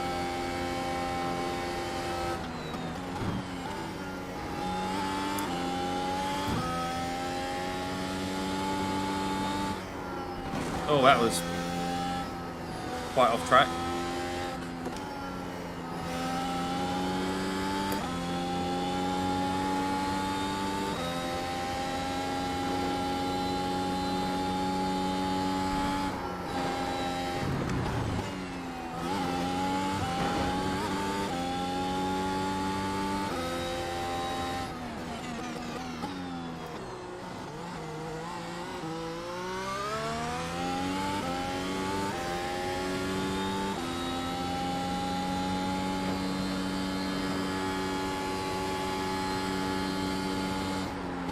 The gap behind is now 9.1 seconds.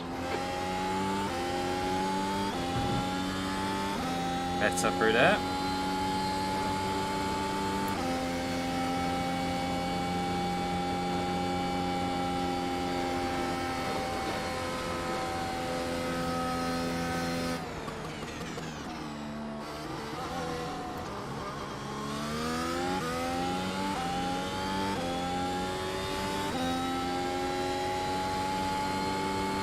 That was 128. James is doing similar lap times, isn't he? I assume.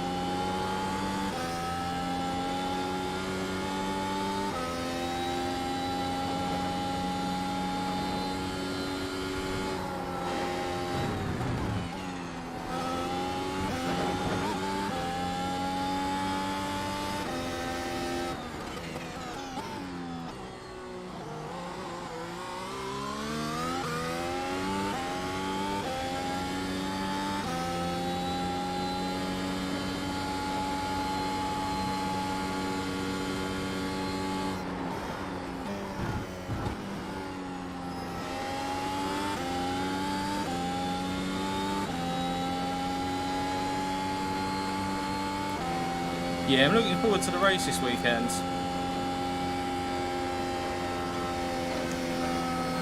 I love it as well.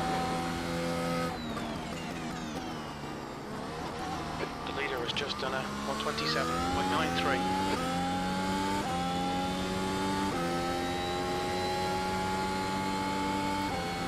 You're 2/10 off the pace in sector 1.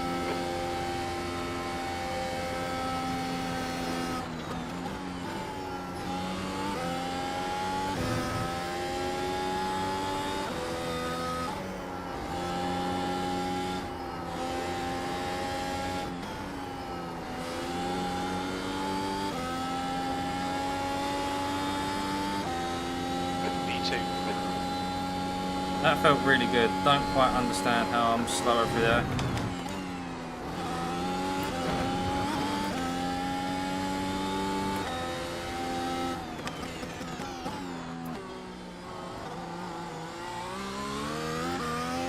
You're in the sky, the gap's now 11 seconds.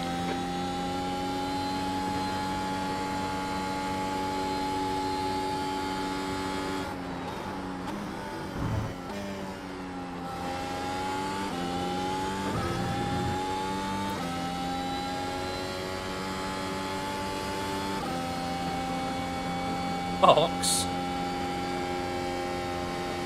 No chance.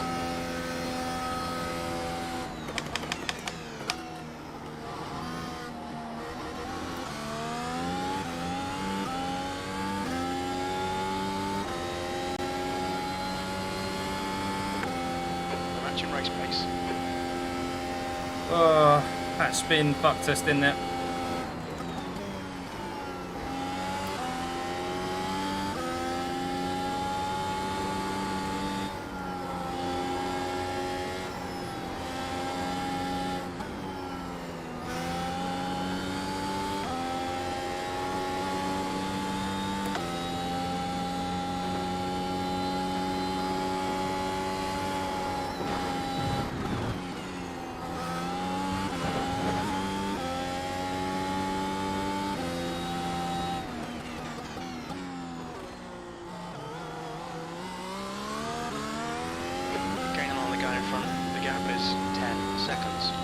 Man, losing so much time on that hairpin.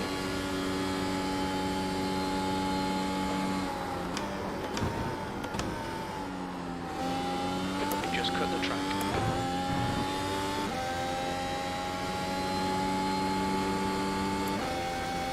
We're just slow on this setup, Harry. That's what we are in general.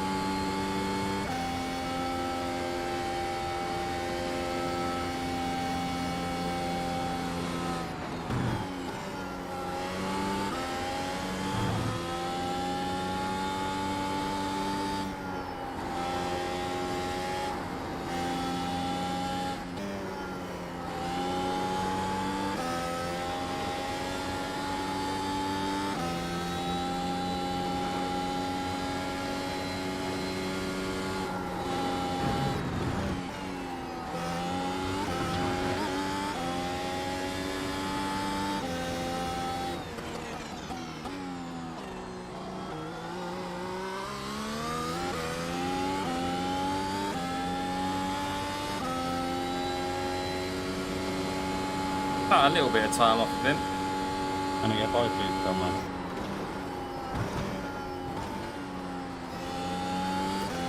Track limits, watch those lines.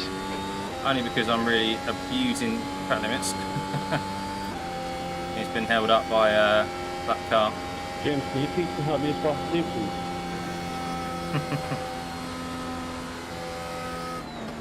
Yeah, just watch Stuffey's videos on YouTube, mate. All the tips you need.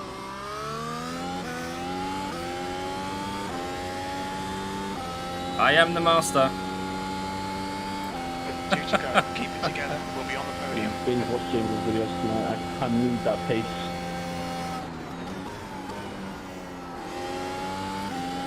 The gap in front is now 9.6.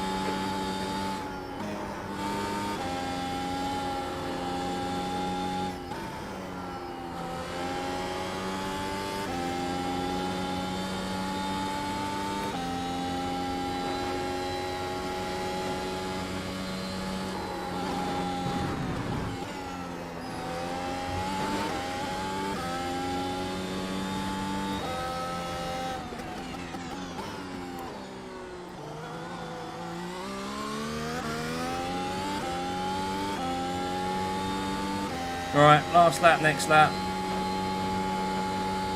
Dump the battery. Push, push, push. Remember the chance of winning this. See if we can set fastest lap.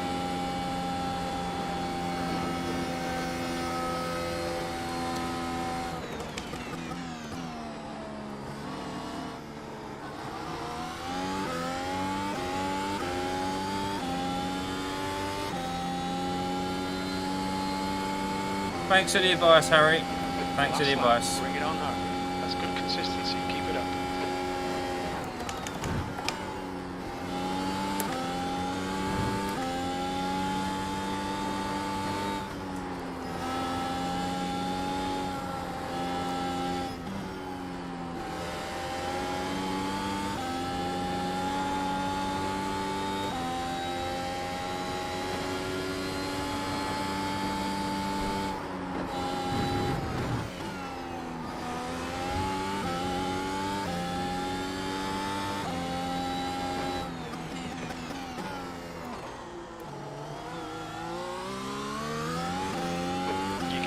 Guy, the gap's now 8.0. Come on, battery.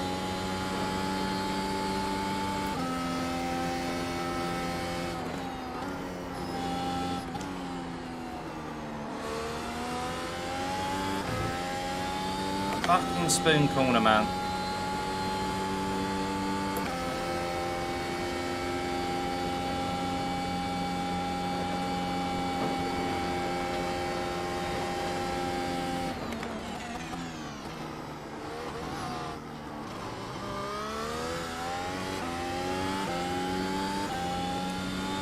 Damn it. We're on the podium. Good drive. Good win there, James. We actually survived the race together. Woo! I know, mate. I can't believe it. I saw you spinning the hairpin, man. I was really good for you. Yeah, not really sure what happened there. The setup I'm running isn't to my liking, that's for sure. So, yeah, a good race, buddy. I can send you my one if you want. Oh, yes, please. Right.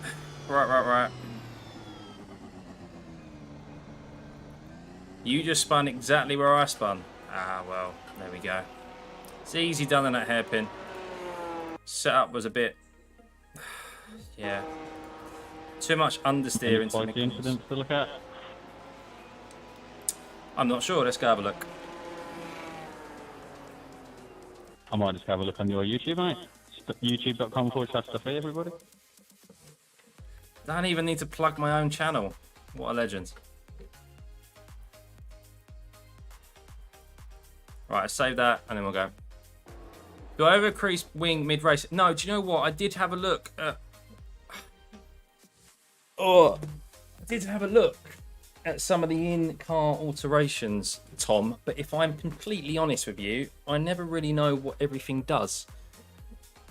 Oh, we've got the next race. We've got a fix coming up next. Oh, we'll do that one, and then we'll call it a night.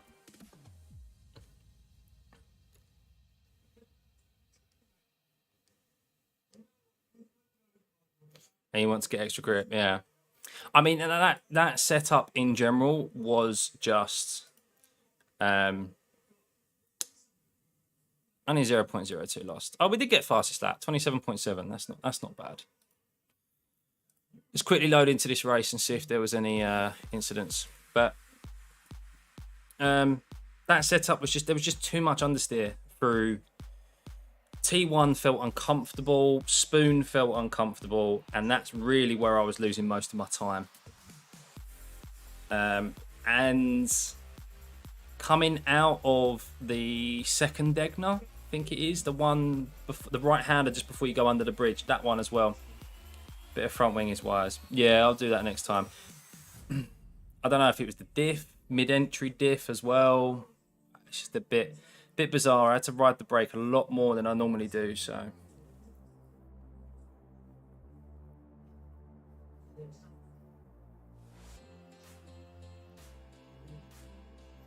Oh, everything is just catching up in regards to chat on my Streamlabs.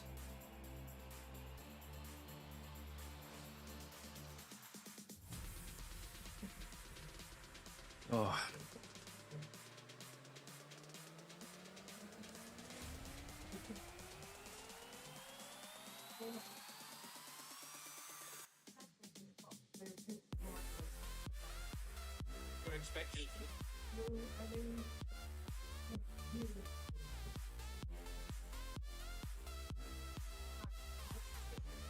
Oh, so did you hear the news today, guys? That Gasly is basically joining Alpine? Surely you heard that news.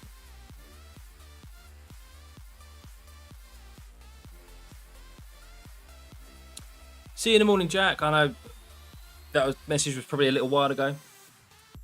How did he say he got on? Understeer on this base setup is mad. Everyone was so slow at the start, went too cautious. Yeah. Quite a hard pit entry has occurred. He didn't really say how we got on. Fair enough. Well, let's have a quick look at this before we jump into the fixed. Right. Any incidents? Sent me on Discord. Thanks, James. I was using the PDS setup. And, okay. I see which one you're using. No wonder it feels good. I was using the PDS setup, man, and it was horrible. Not the way I drive. Just doesn't suit the way I drive whatsoever. Right. The quality setup felt okay, but I know I've got more pace than that. But yeah, still good win, Bunny.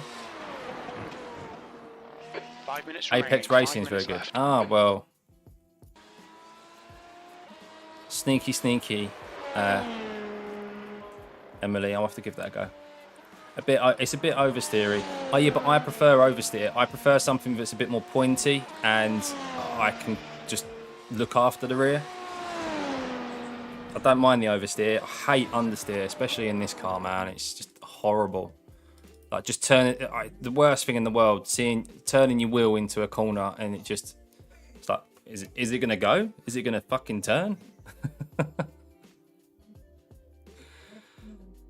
And that's exactly what I experienced just there. So he was third and spun out of the pits. No, Diego, man, Diego. But yeah, I bogged down at the start, James. So fair play, beating me off the start. Let's have a look, see if there was any crashes. We've only got a couple of minutes till fixed.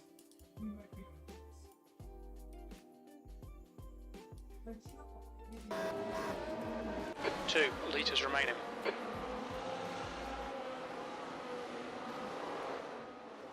Oof.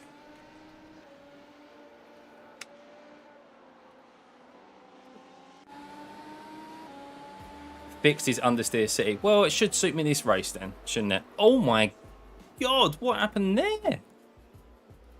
Tobias just what the hell happened there? Oh. My God. What lap did I get James on? You fell asleep. You fell asleep, Emily. How dare you? I didn't. James. I didn't catch James. I had a wobble coming out of the hairpin. And that allowed James to get away. And he was just gradually quicker than me. A couple of attempts quicker a lap. Oh no. Oh. Oh, well done. Well done that he's still alive there, by the way.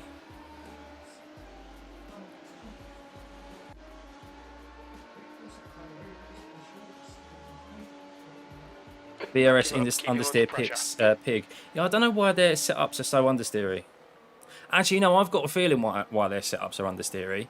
They all set their laps on qualifying mode. So they're setting it up with the car, like, okay, it's got a full tank of fuel, but with a battery mode that is just dumping the whole lap. So they're carrying extra speed. And then when it comes to the fucking race, like, it just... When it comes to like just having it on balance mode, it just doesn't react the same way. I think that's what I'm thinking of anyway. Your cat sat on your keyboard lap 4. Oh, that's what you said. That's what you... I couldn't make out what you were saying in the lap.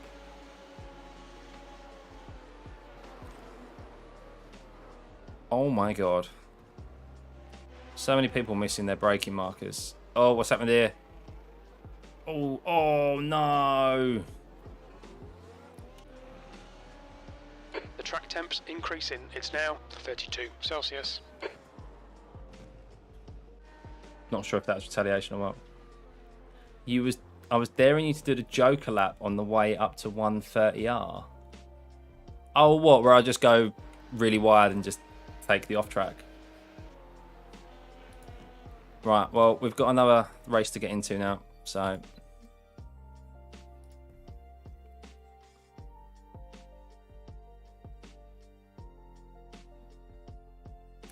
Some of the iRacing ones. Launch.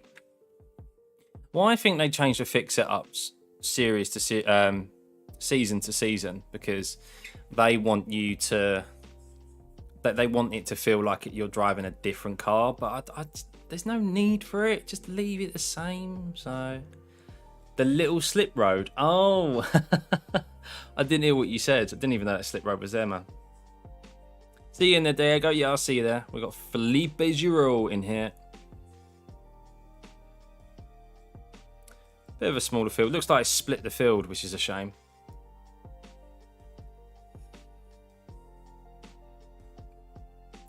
My slip is set at 65. Yeah, I've got it set at 65. It's just where I've been out of the car for a while. It's the second clutch that is the one. Dropping the first clutch is no issue. It's the timing of the second clutch, like the slow release or whatever. But yeah, 65 is what I've got it at.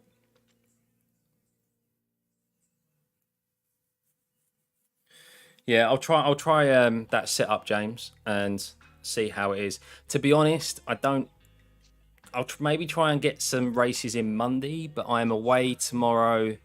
I'm doing the watch along for qualifying in the morning, and then I'm away Saturday and Sunday. I'll get to do the league race, which is a fixed setup anyway. It's on the basically the fixed setup, iRacing fixed setup. And then I may do some races on Monday. But it'd be interesting to see what that setup's like in comparison. So 57 is optimum clutch. Yeah, I'm using 65. It seems to work. I'm not going to change it now, but I do need to. It's mainly on me, not on anyone else. That's what I've found. I'm the one to blame, guys, not my tools.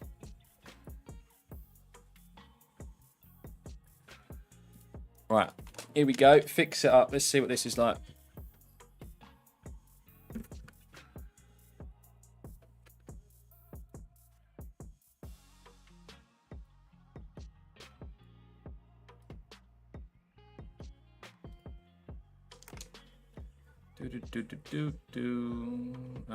Where we going? Softs. Turn off the halo.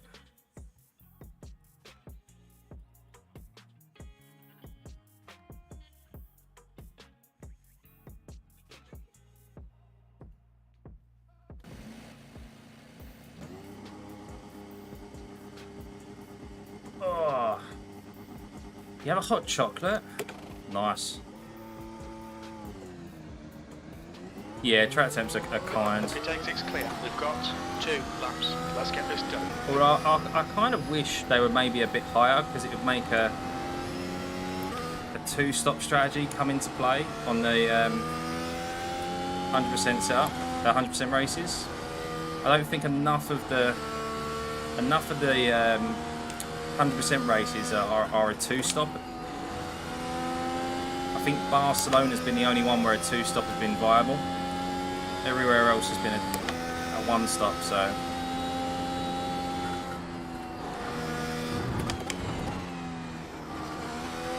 Yeah, I'll let you know how this is in comparison to VRS, if it's better or not.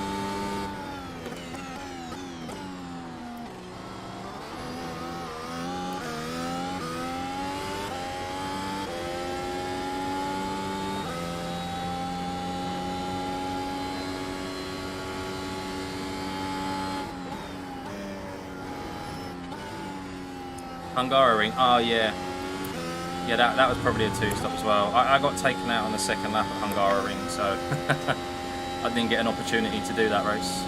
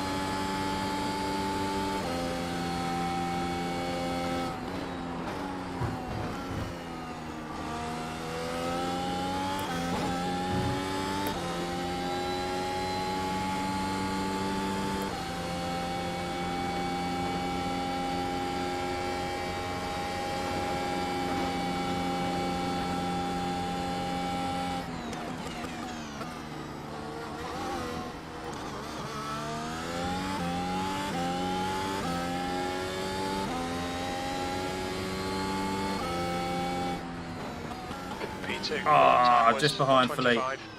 Right, James, I can tell you now, that setup, that fixed setup, is better than the VRS, than the PDS setup I just used. 100%.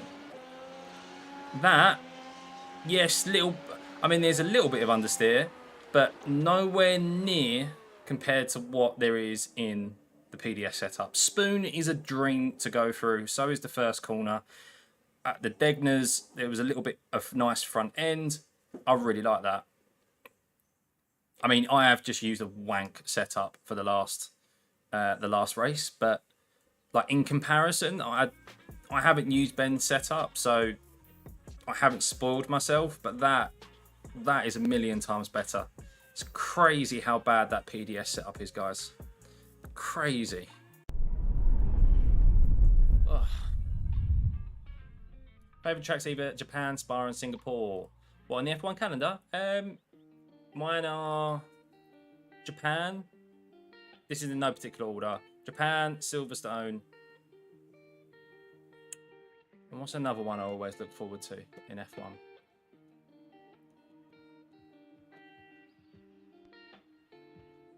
I did always like Spa, But Spa's been ruined the last kind of 5 years, 6 years, due to just everyone taking engine penalties. But Spa has always been a good track. I have some great memories of watching Spa.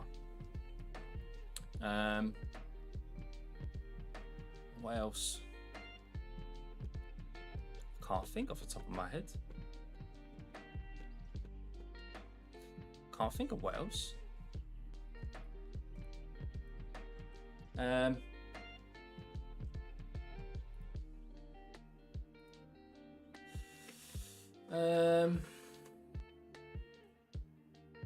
Yeah, I don't know.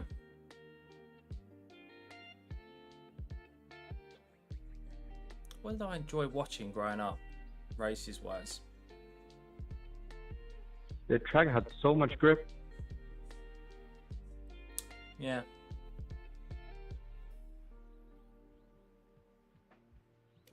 How long left? 1 minute and a half. It's Jackson. I totally get it. It is really. It is something that is worth the money. It is only expensive if you try to buy everything outright. If you pick one series to stick to while you're building up your license and your rating and you're getting familiar with how everything works, and you treat it like monthly, so each month you have a look at the schedule of which races there are, so you pay the one-off fee for your car and then a one-off fee for obviously the tracks that you want to race. It's kind of like the equivalent of say buying a new game every month. Now yes, that adds up, but if you budget it that way, like every payday, like monthly, then it definitely doesn't seem like you're paying a lot of money for it, if that makes sense. So there is, as James just says, there is no online racing like it. It is the most competitive online racing. Some proper quick drivers on here. That's the end of the session. Real life drivers. Felipe Drogovic was racing this last night. Like the current Formula 2 champion. Oscar Piastri is on here quite often as well. Lando Norris when he gets a bit of spare time. So yeah, there's lots of and loads of other real world drivers as well. I've had the opportunity to race against Antonio Giovinazzi, Mick Schumacher, and there's nowhere else in the online or in any game where you'd get that opportunity. It's brilliant. Right, let's go.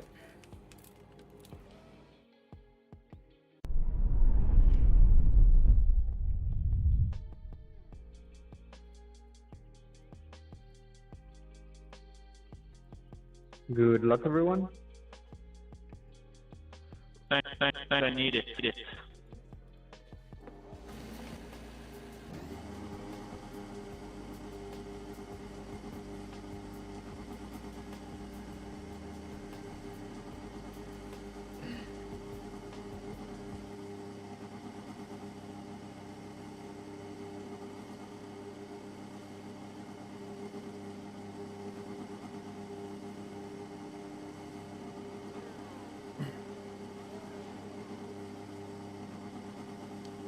Oh, there we go. Yeah, man. Yeah, I've got good pace around Suzuka. It's just finding a setup that suits me. So I was able to keep pace with Philippe last time we both raced around it. So we'll see if we can do the same again. But we've got Devon, who's pretty quick, it seems. So could have a three-way fight here. Most likely two-way with Philippe going off into the distance, but we'll see.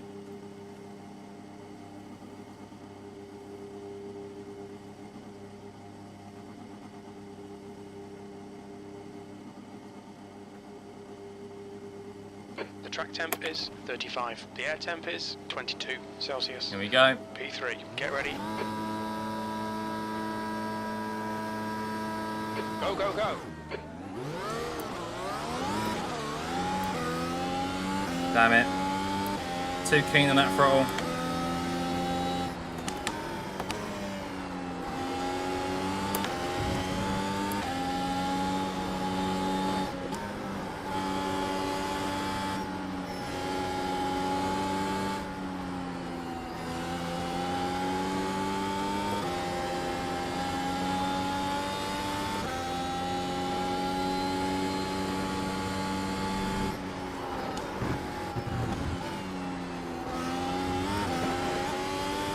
Start's okay. Let's get settled in.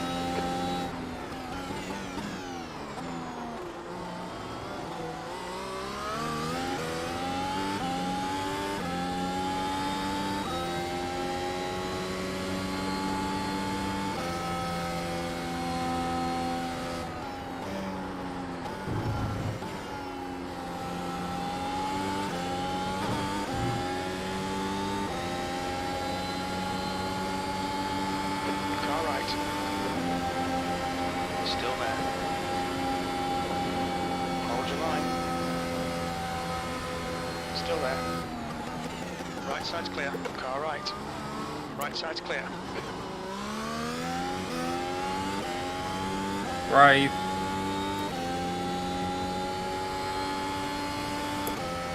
E2. Don't do it, Devon. Don't do it, Devon. On your right. Clear right.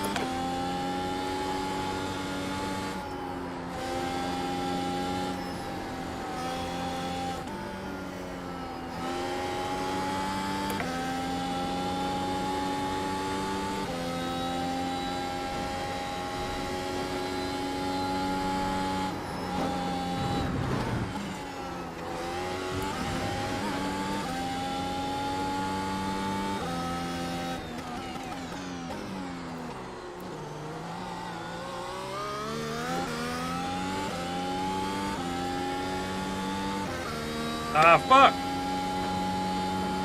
Double shifted.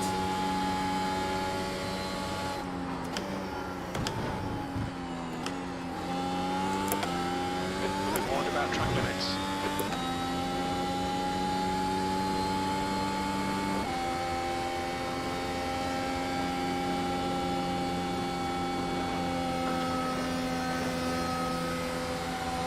Car left.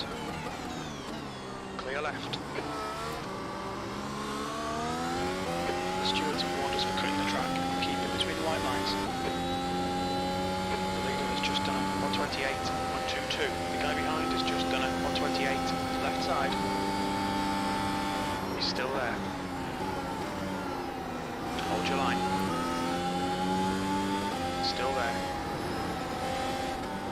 He's still there. Still there. Clear left. Oh, bollocks. See if you can get him back. Damn it.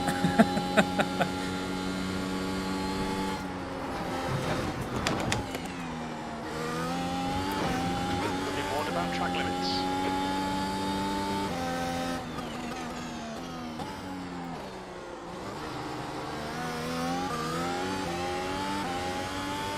It's allowing Philippe to run off into the distance, but I'm enjoying this.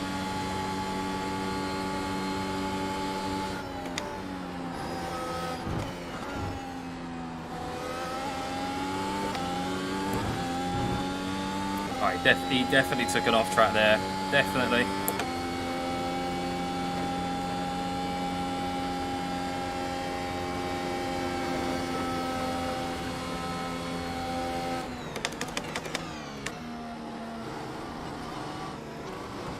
Damn it. Bollocks. I get DRS, but Just keep it smooth. I went over the curb a bit too much there. P3.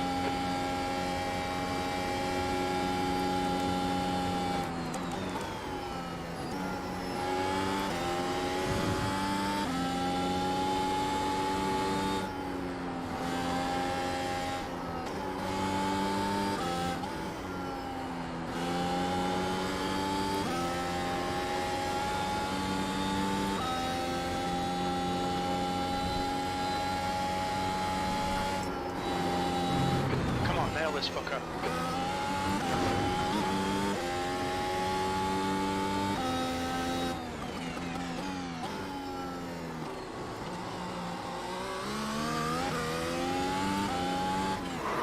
Clear right.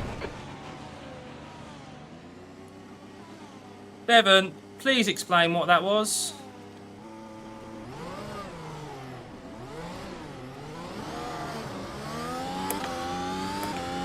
Yellow flag, keep your wits about you, mate.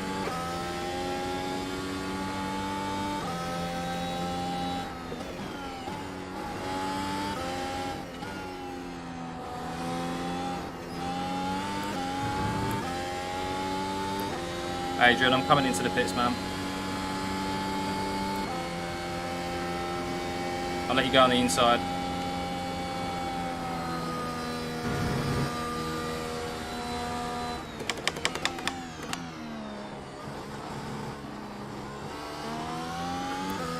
He's just apologised. His wheel failed and he tried to get out of the way. It just looked like he braked right in front of me. Okay, Devon, no worries, man. He's just apologised, said his wheel failed and he tried to get out of the way. But...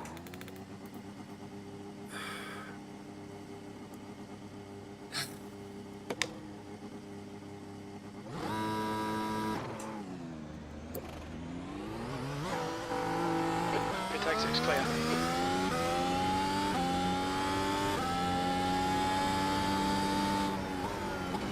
I guess we're lucky we're even still in the race, but...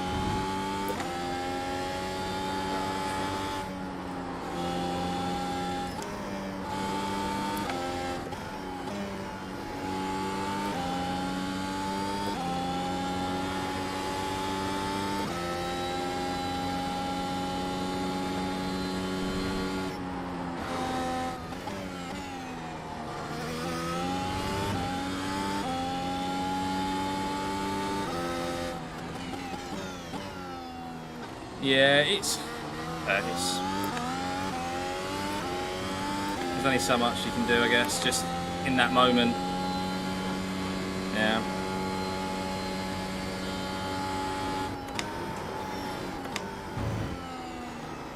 It was fun while it lasted.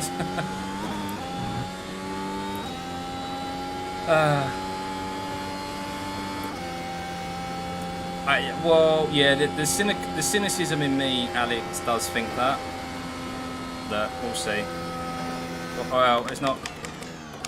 There's not much I can do, unfortunately.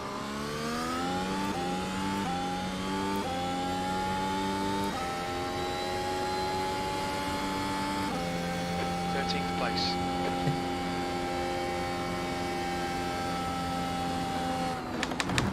You're reeling this guy in. The gap's now 1.6 seconds. See it on lap 3, Degna 2. Yeah, I mean, Devon, I'll take your word for it, man. It's not going to change, obviously, anything that happens. So, or like where I am in the race. So, nah. I was just enjoying our fight and enjoying the fight at the front. So, it's just.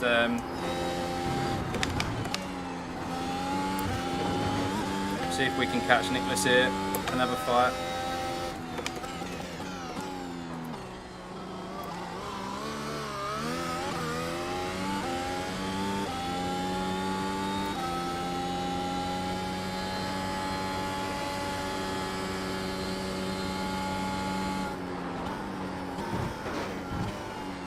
Oh, understeer.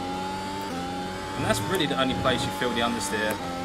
But generally, that is so much better than the PDS setup, James, if you're still there. Yeah, the input telemetry would be, I think, would be critical to figuring out if people do dodgy shit like that.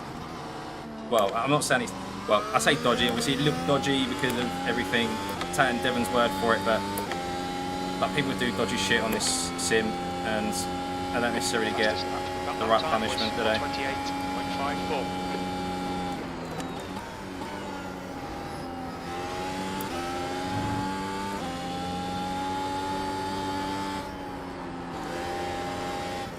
Oh Jesus, you're wide. Careful with the cut back there.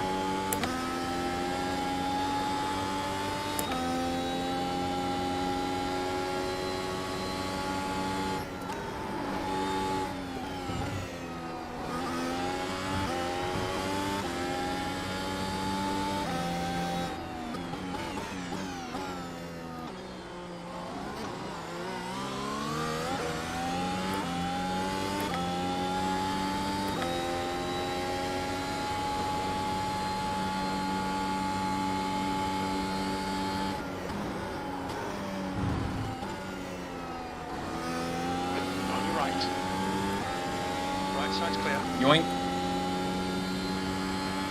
Good pass, mate. Fucking awesome.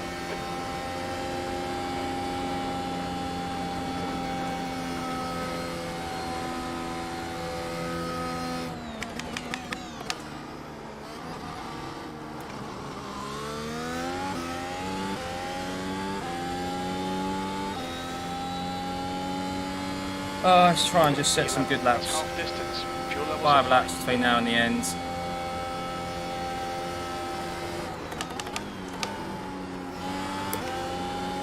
The gap behind is now 0.8.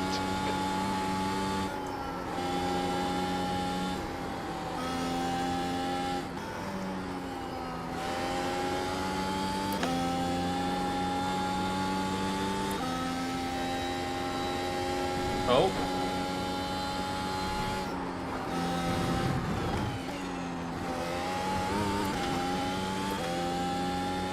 Stewards have warned us about track limits. Keep it between the lines.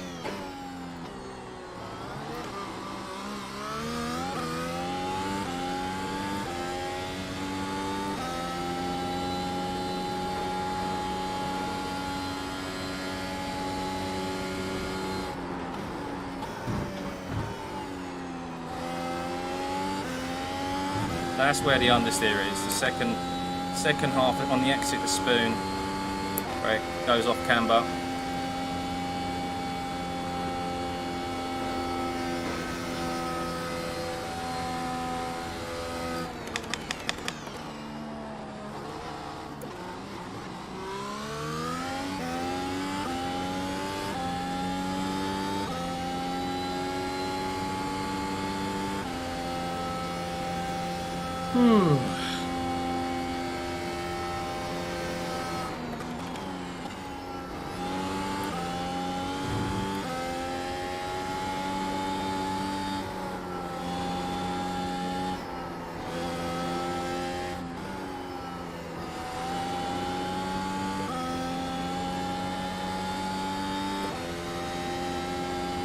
Man, how am I slower through there?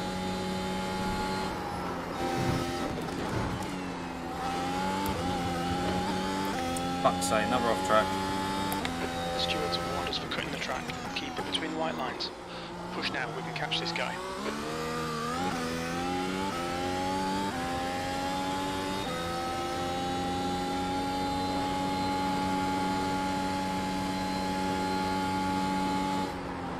The gap behind has increased to 3.3.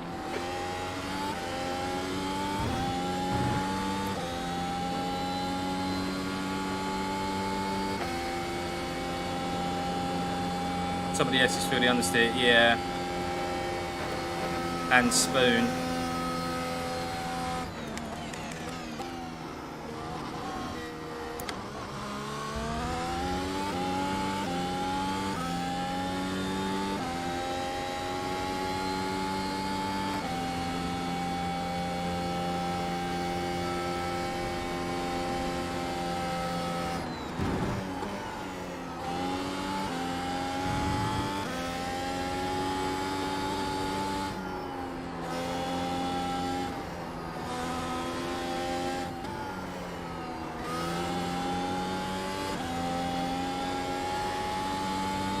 Still feels so much better than PDS setup though.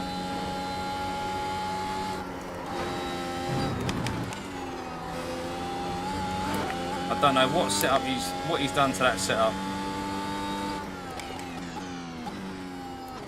But the PDS setup is absolute dog shit. Yellow flag. Oh, freebie! P10 spun it. We're officially into the P10, guys. Top 10.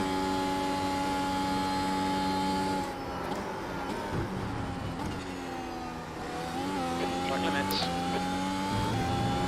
Thing is, with the fix, you really do have to put your foot on the brake to get, round spoon. You really, and this fix setup, you really do have to put your foot on the brake on the as you're coming into the exit on the second apex of spoon to get the front end turning in, and that's where you lose so much speed compared to obviously open setups. 10th position.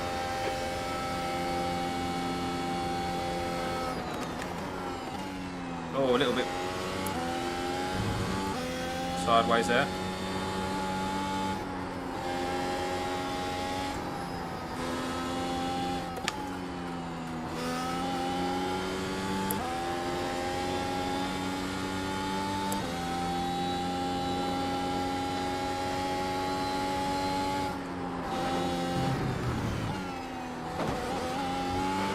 I'm also feeling, now I'm up to pace, like with this setup, I am feeling also understeer through both the Deckners.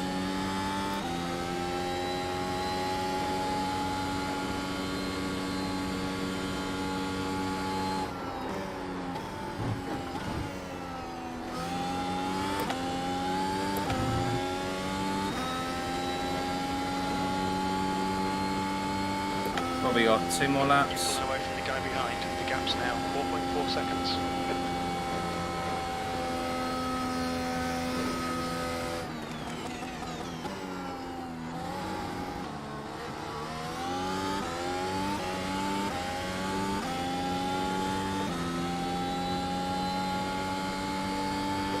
Two to go. The lap time was at 1:29.38.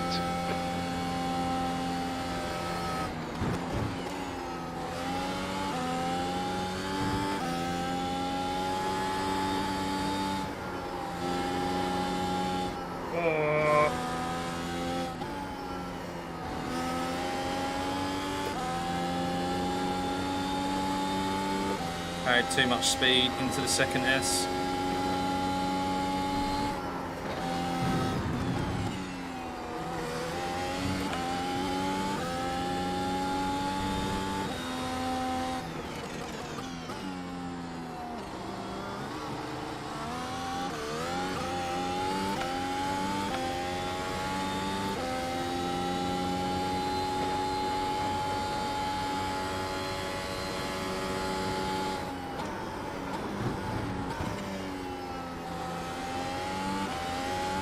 That was the best spoon yet. That was the best spoon yet. That was lovely.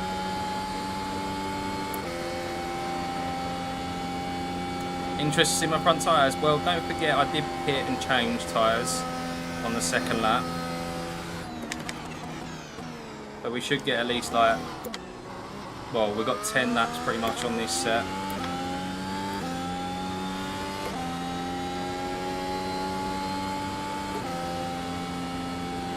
One more lap to go. Your last lap time was at 1:29.51.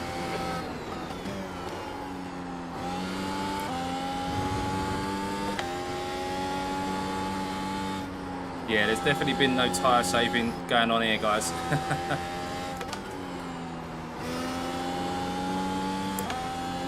You're pulling away. The gap behind is now 6.3 seconds.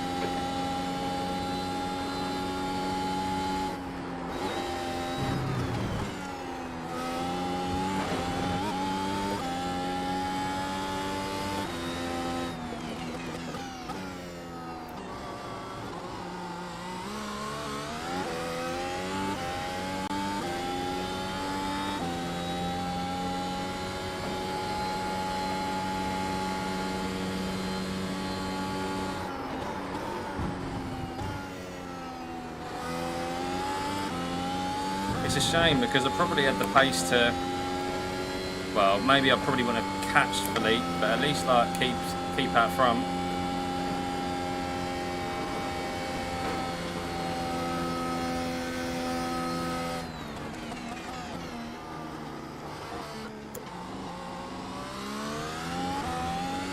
Mate, the bloody chatbots are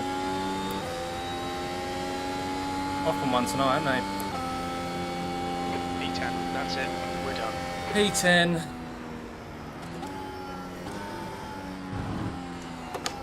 Alright, we'll drive round to the pits.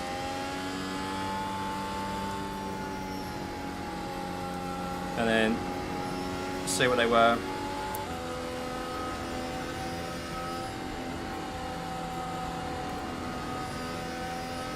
Philippe finished 8 seconds ahead of P2 and 3.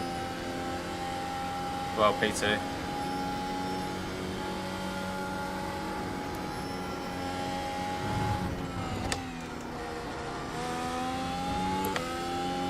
Oh, Diego had a good finish, top 5.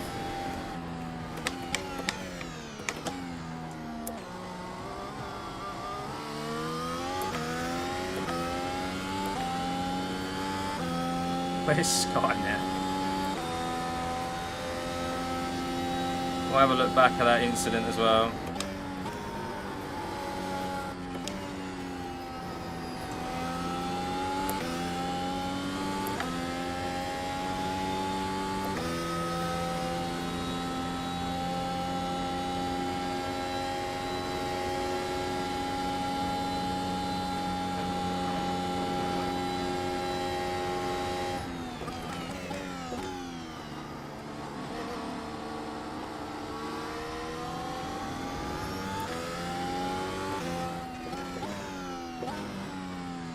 Alright, let's have a look. Look out for the pit speed limit. Your Discord crashed, Jackson. Control Alt Delete, my friends. Have a look. Stop the program running in the background, and it then should reboot. Happens to me every now and then. Right. Let's go. Nada não.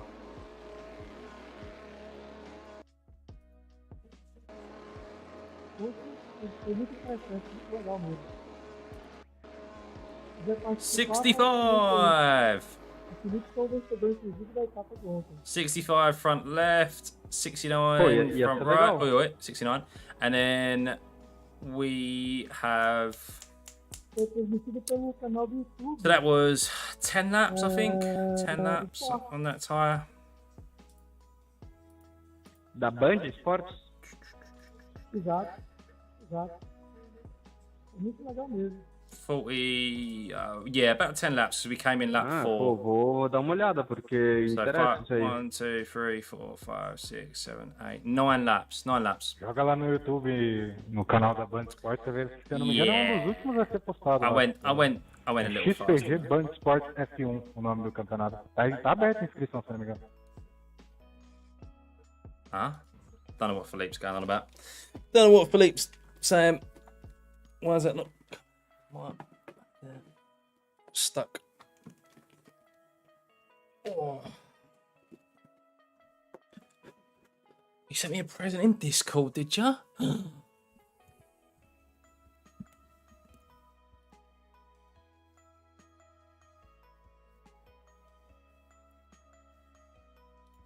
Alright. We'll load back into that.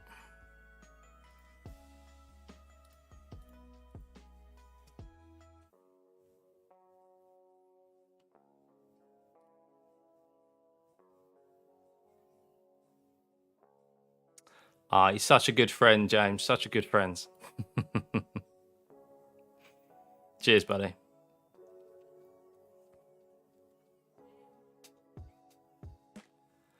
Oh.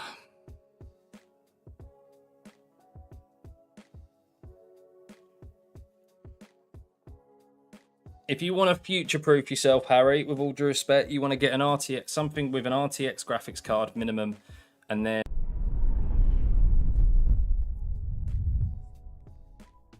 RTX graphics card minimum, because you're future-proofing yourself a little bit, and then yeah, kind of go from there. Really, most of the pre-builds have got with an RTX graphics card a decent CPU and a decent amount of RAM as well. So.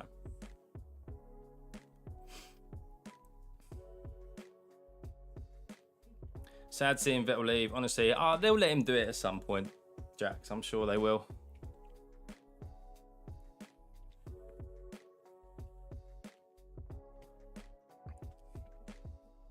Yeah, just get yourself a Logitech G9, Harry. Logitech G9s are like the go-to starting wheel. That's what I started on. Well, an equivalent of that, and then yeah, go from there. See if you like it, mate.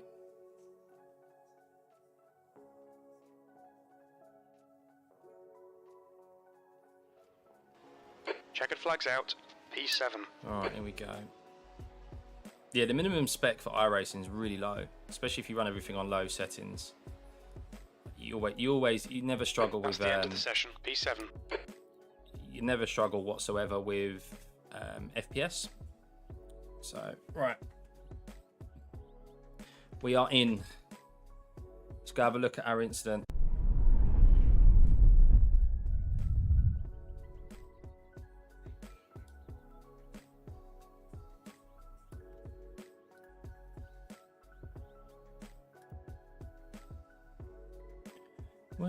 What you waiting for?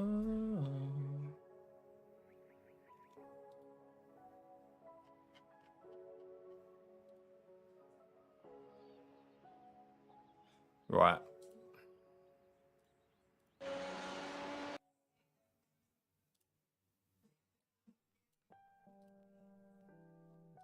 The track temperature's decreasing. It's now 35 Celsius.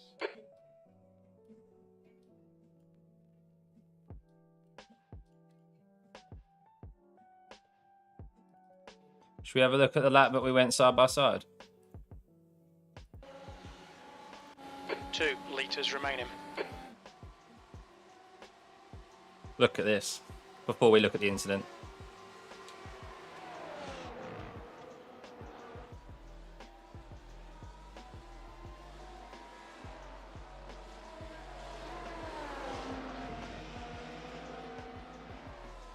Fair play. I was so worried about. He pretty much had the inside most of the time, and I was just so worried about the understeer. That was good though. Hey, Michael, how's it going, buddy? Right. Was it next lap? Wasn't it? I think.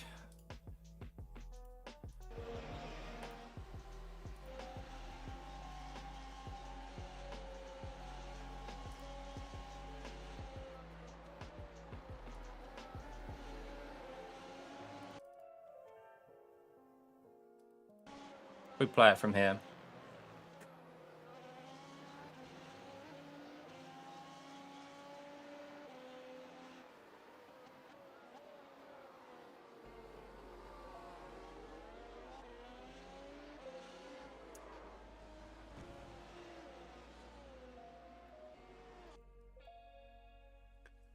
So, he said, Devon did say that in Degna 2, you could see it happen as well.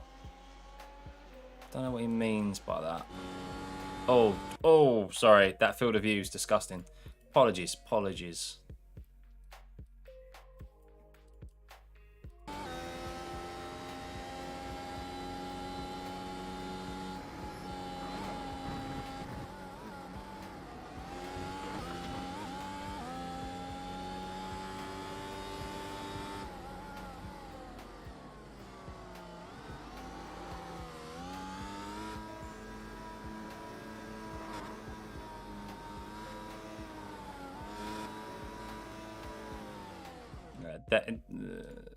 Has he got like rear damage after that though?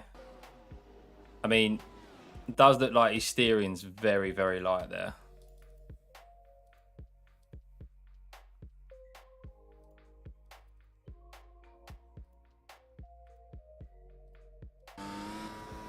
Yeah, okay, yeah, you can hear it. Yeah, you can hear it.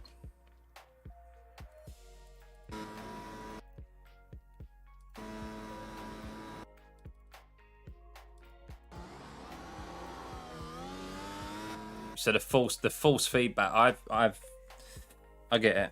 I've had that experience before where you just lose all false feedback and the steering just becomes very light, even in a straight line. It's just trying to keep the steering wheel straight is difficult. So I'll take Devon's word for it there. Just unfortunate that as he moved over to the left, I was committing to go round him. So I get he was trying to go off the racing line, because like at this moment he's covering the middle of the track, and of course the track goes round to the right. I've got the overdrive out of the corner, and I'm like, okay, happy days. And as I go left, he goes left. It's too late. So just one of those shitty things, unfortunately.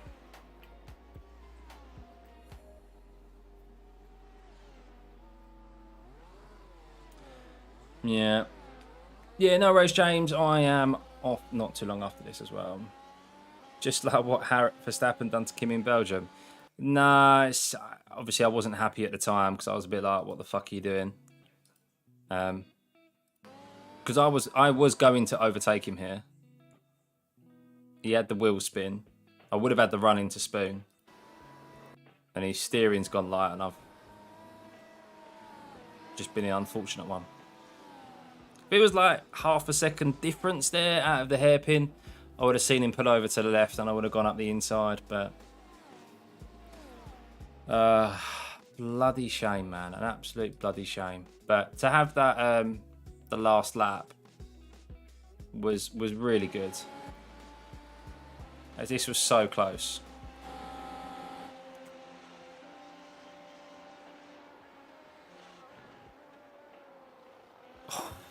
How there wasn't a netcode there and we didn't touch, I don't know.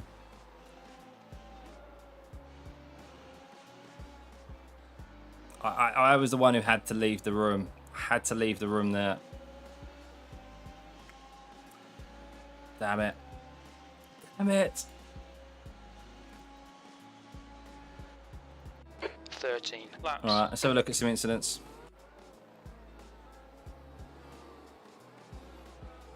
Oh, little love tap there.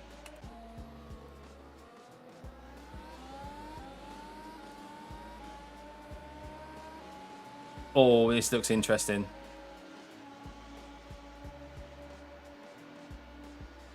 Is the yellow one going to go for it? Oh, he's gone wide. Fair play.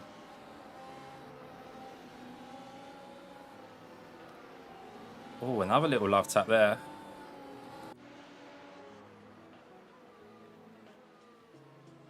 Oh, he got launched. Good to see he spun the other way round rather than into the racing line. Oh, this is our incident. We don't need to see that again.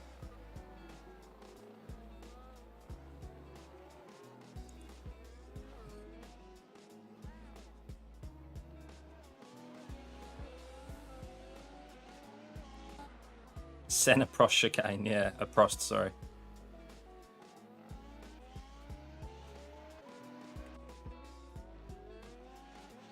Oh, wee!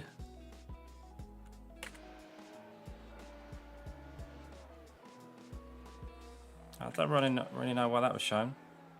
Oh, little off track there. Too much on the inside. And again. The yellow car again. Looks like they're just showing. I don't really know what they're showing now, to be fair. It looks like the incidents have kind of gone. Some off tracks, maybe. Oh, no, there we go. There's one more. Easy to do, man. Easy to do. Goes another one. Oh, careful, careful.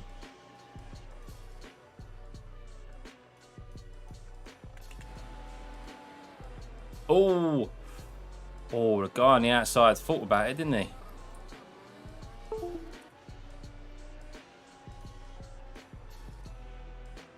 What lap we on? 14. That's it. And that's it, guys. That is it. Well, what did we start the night on, iRating wise? That's the 100% race. Oof. So what, it was like 2.7k? Wow, Andreas led every single lap, man. Wow. Jack finished 16th.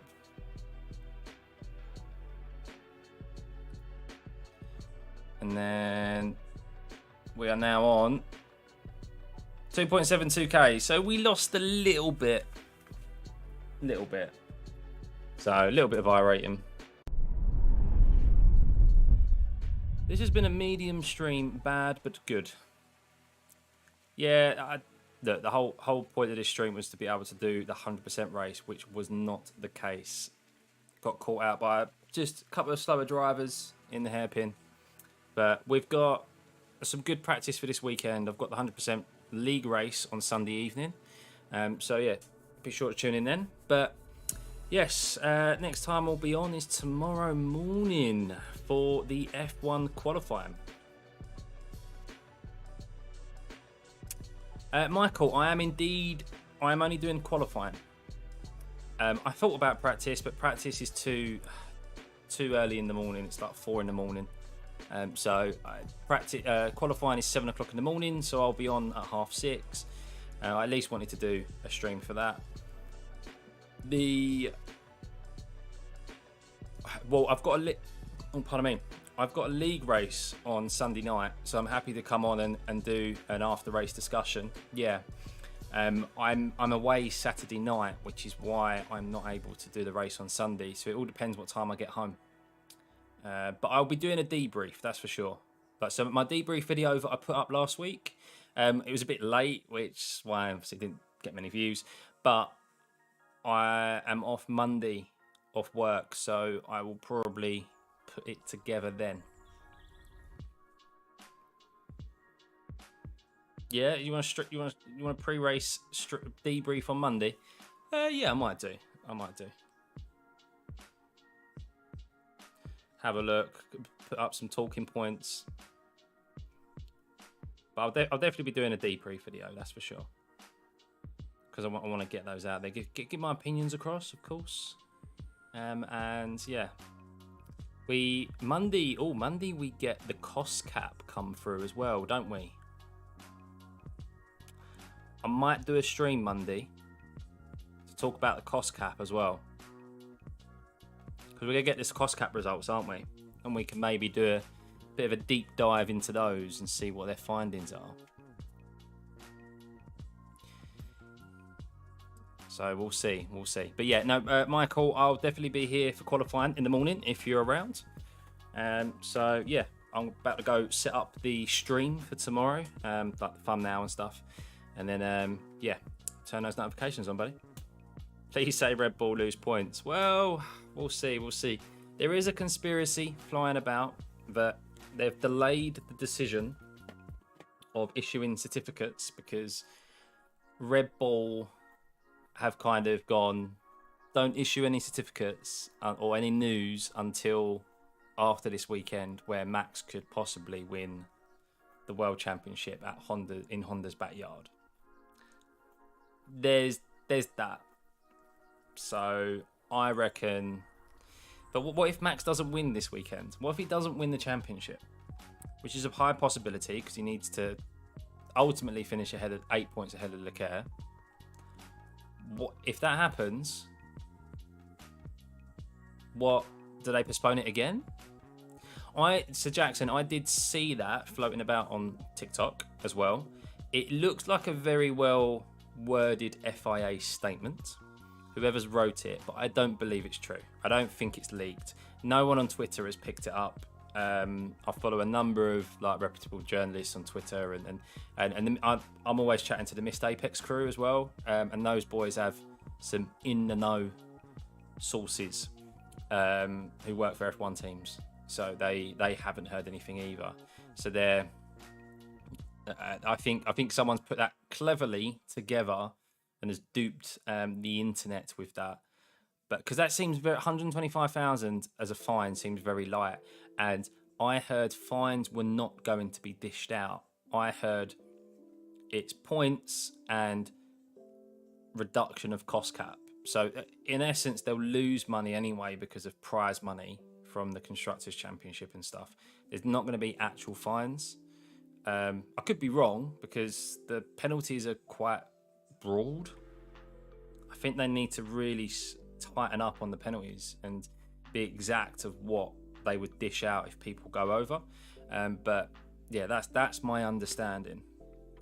But if they look, whether it's Red Bull, whether if it's Mercedes, Ferrari, if they go over the cost cap and it's affected their car for that year or the previous year, whichever season it affected them from, there has to be penalties dished out for points. If you ask me, you have to hit teams where it hurts, and that's in the Constructors and the Drivers' Championships, because no matter what people say that drivers should be treated separately from this, they're still part of a team and they have still benefited from a car that has had more money spent on it than it should have, regardless of the driver, regardless of the team. And there's also that roll-on effect as well. It's not just this year we're talking about. If they did it the previous year, then it affects the year after, because you've got the development of that, and then you get the prize money from the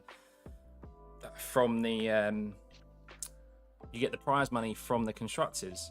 So I think because not every team gets to the budget cap, not every team spends that. Some teams haven't got up to that point because they haven't even got the money to spend $145 million or whatever it is.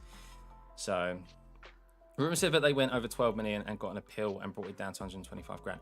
Well, so yeah, so what I've read is that there's some interpretations to be had with the Red Bull powertrain, because Red Bull is a limited company and Red Bull Powertrains isn't. Something along that lines. It's something to do with the invoicing. So they invoice, Red Bull Powertrains invoice Red Bull, and I think something there doesn't fall under the cost cap, whereas it's been logged that it has. And also as well, Red Bull, Mercedes and Ferrari, the three biggest spenders in F1 over the last 5 years or whatever, the hybrid era, there is a rule. I can't remember what the rule is. I'll have to dig it out, but there's an exact rule in the cost cap regulations that pertain to those three, and it gives them some sort of leeway in regards to getting their finances in order within a certain time period because of how much they were spending and how little they have to come down and spend. So they're having to halve. They were spending over like double the cost cap. So for them to be able to come down to the cost cap, as Toto said, and everyone's done it, they've had to make redundancies, cutbacks on staff and just general resources, and that can't be done just like that. It takes time to go through all the finance. These are massive companies, and they have to like fine comb everything. So there's a little bit of leeway there, and I think that's where Red Bull will probably be saying, well, as I've said, we've interpreted the rules different, the cost cap regulations differently, is the supposed rumour. And I think there'll be some grey areas that they'll get off with, some they won't, and stuff will be tightened up next year. I really don't have much hope that the FIA is going to dish out any penalties. I'm not saying someone has or hasn't gone over the cost cap, because ultimately we don't know. It's just rumours at the moment. So, but yeah. It's always gone on in F1 bending the rules. That's where teams have got to be canny. If they get caught, they've got to accept it. Well, exactly, 100%, Michael, 100%. This is different. This is different because this is a new rule in regards to. This rule's been introduced, this cost cap, for the integrity of the sport, to bring competition closer. We're not going to see that straight away because we've got brand new regulations, and of course Red Bull are up. The three teams who are still at the front of the grid previously are still up there now. But over time, we should hopefully start to see the field tighten up. And the cost cap is essential to that. If they let any team, regardless of the team it is, away with penalties, slap on the wrists, things like this, then there'll be uproar from the fans if, let's say, we're using Red Bull as an example because that's the rumour at the moment. Max wins this weekend. They deem that money was spent into specifically the car that helped develop the car or make it quicker, bring new parts, then he should be deducted points, penalty points, especially if it's within that 5%. So it's not majorly over, it's the minimum percentage within. He should be deducted he should be deducted points, and thus potentially losing his world championship. I reckon so this is what I think might happen. Actually, now this thought has just come to my head. This thought's just come to my head. So, this scenario, write it down, guys. This scenario, Red Bull are found to have gone over. They have to dish out penalty points, and they announced they're dishing out penalty points. But Max isn't excluded from the championship. Red Bull are not excluded from the championship. Max is deducted just enough penalty points to bring him within Charles. So he's over 100 points ahead of Charles at the moment, isn't he? He's 118, something around that. They'll deduct him 100 penalty points. They'll deduct him 100 points. You watch. They'll say 100 points, you're deducted, you're still in the championship lead, you can still win the championship, technically have the fastest car, and we go into the last 4 races with the championship on the line. Heard it here first. Just come to me, because that's a fair way for everyone, really. People, Red Bull fans, Max fans won't be happy about it. Of course, Red Bull won't be happy about it, but it's a compromise. It's a compromise that the championship is still on. Max hasn't been excluded. He can still be champion, which is what the fans want. Anyway, Max fans and Red Bull fans. But it's shown that they are willing to dish out penalty points and stand by their word, because it was only a minor infringement. What do you think of that? I reckon that's what we're going to see. I reckon that's what's going to happen.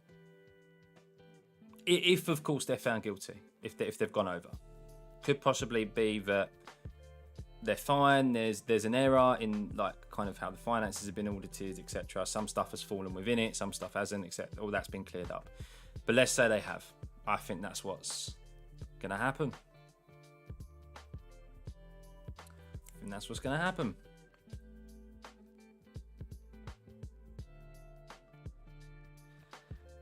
There we go. Right. And on that note, guys, with that thought to leave you with, going into the weekend, I'm going to leave it there. I will be live at 6:30 in the morning. We have qualified live at 7 o'clock British time. So turn those notifications on. We will be here for the qualifying watch along, and then yes, we will do a race debrief over the weekend, and we'll probably do a stream on Monday to see, discuss all the race that happened over the week, everything that happened over the weekend, and potentially the cost cap results as well. So yeah, big thank you guys. Have a good night and the rest of your evening, and I'll see you in the morning. Bye.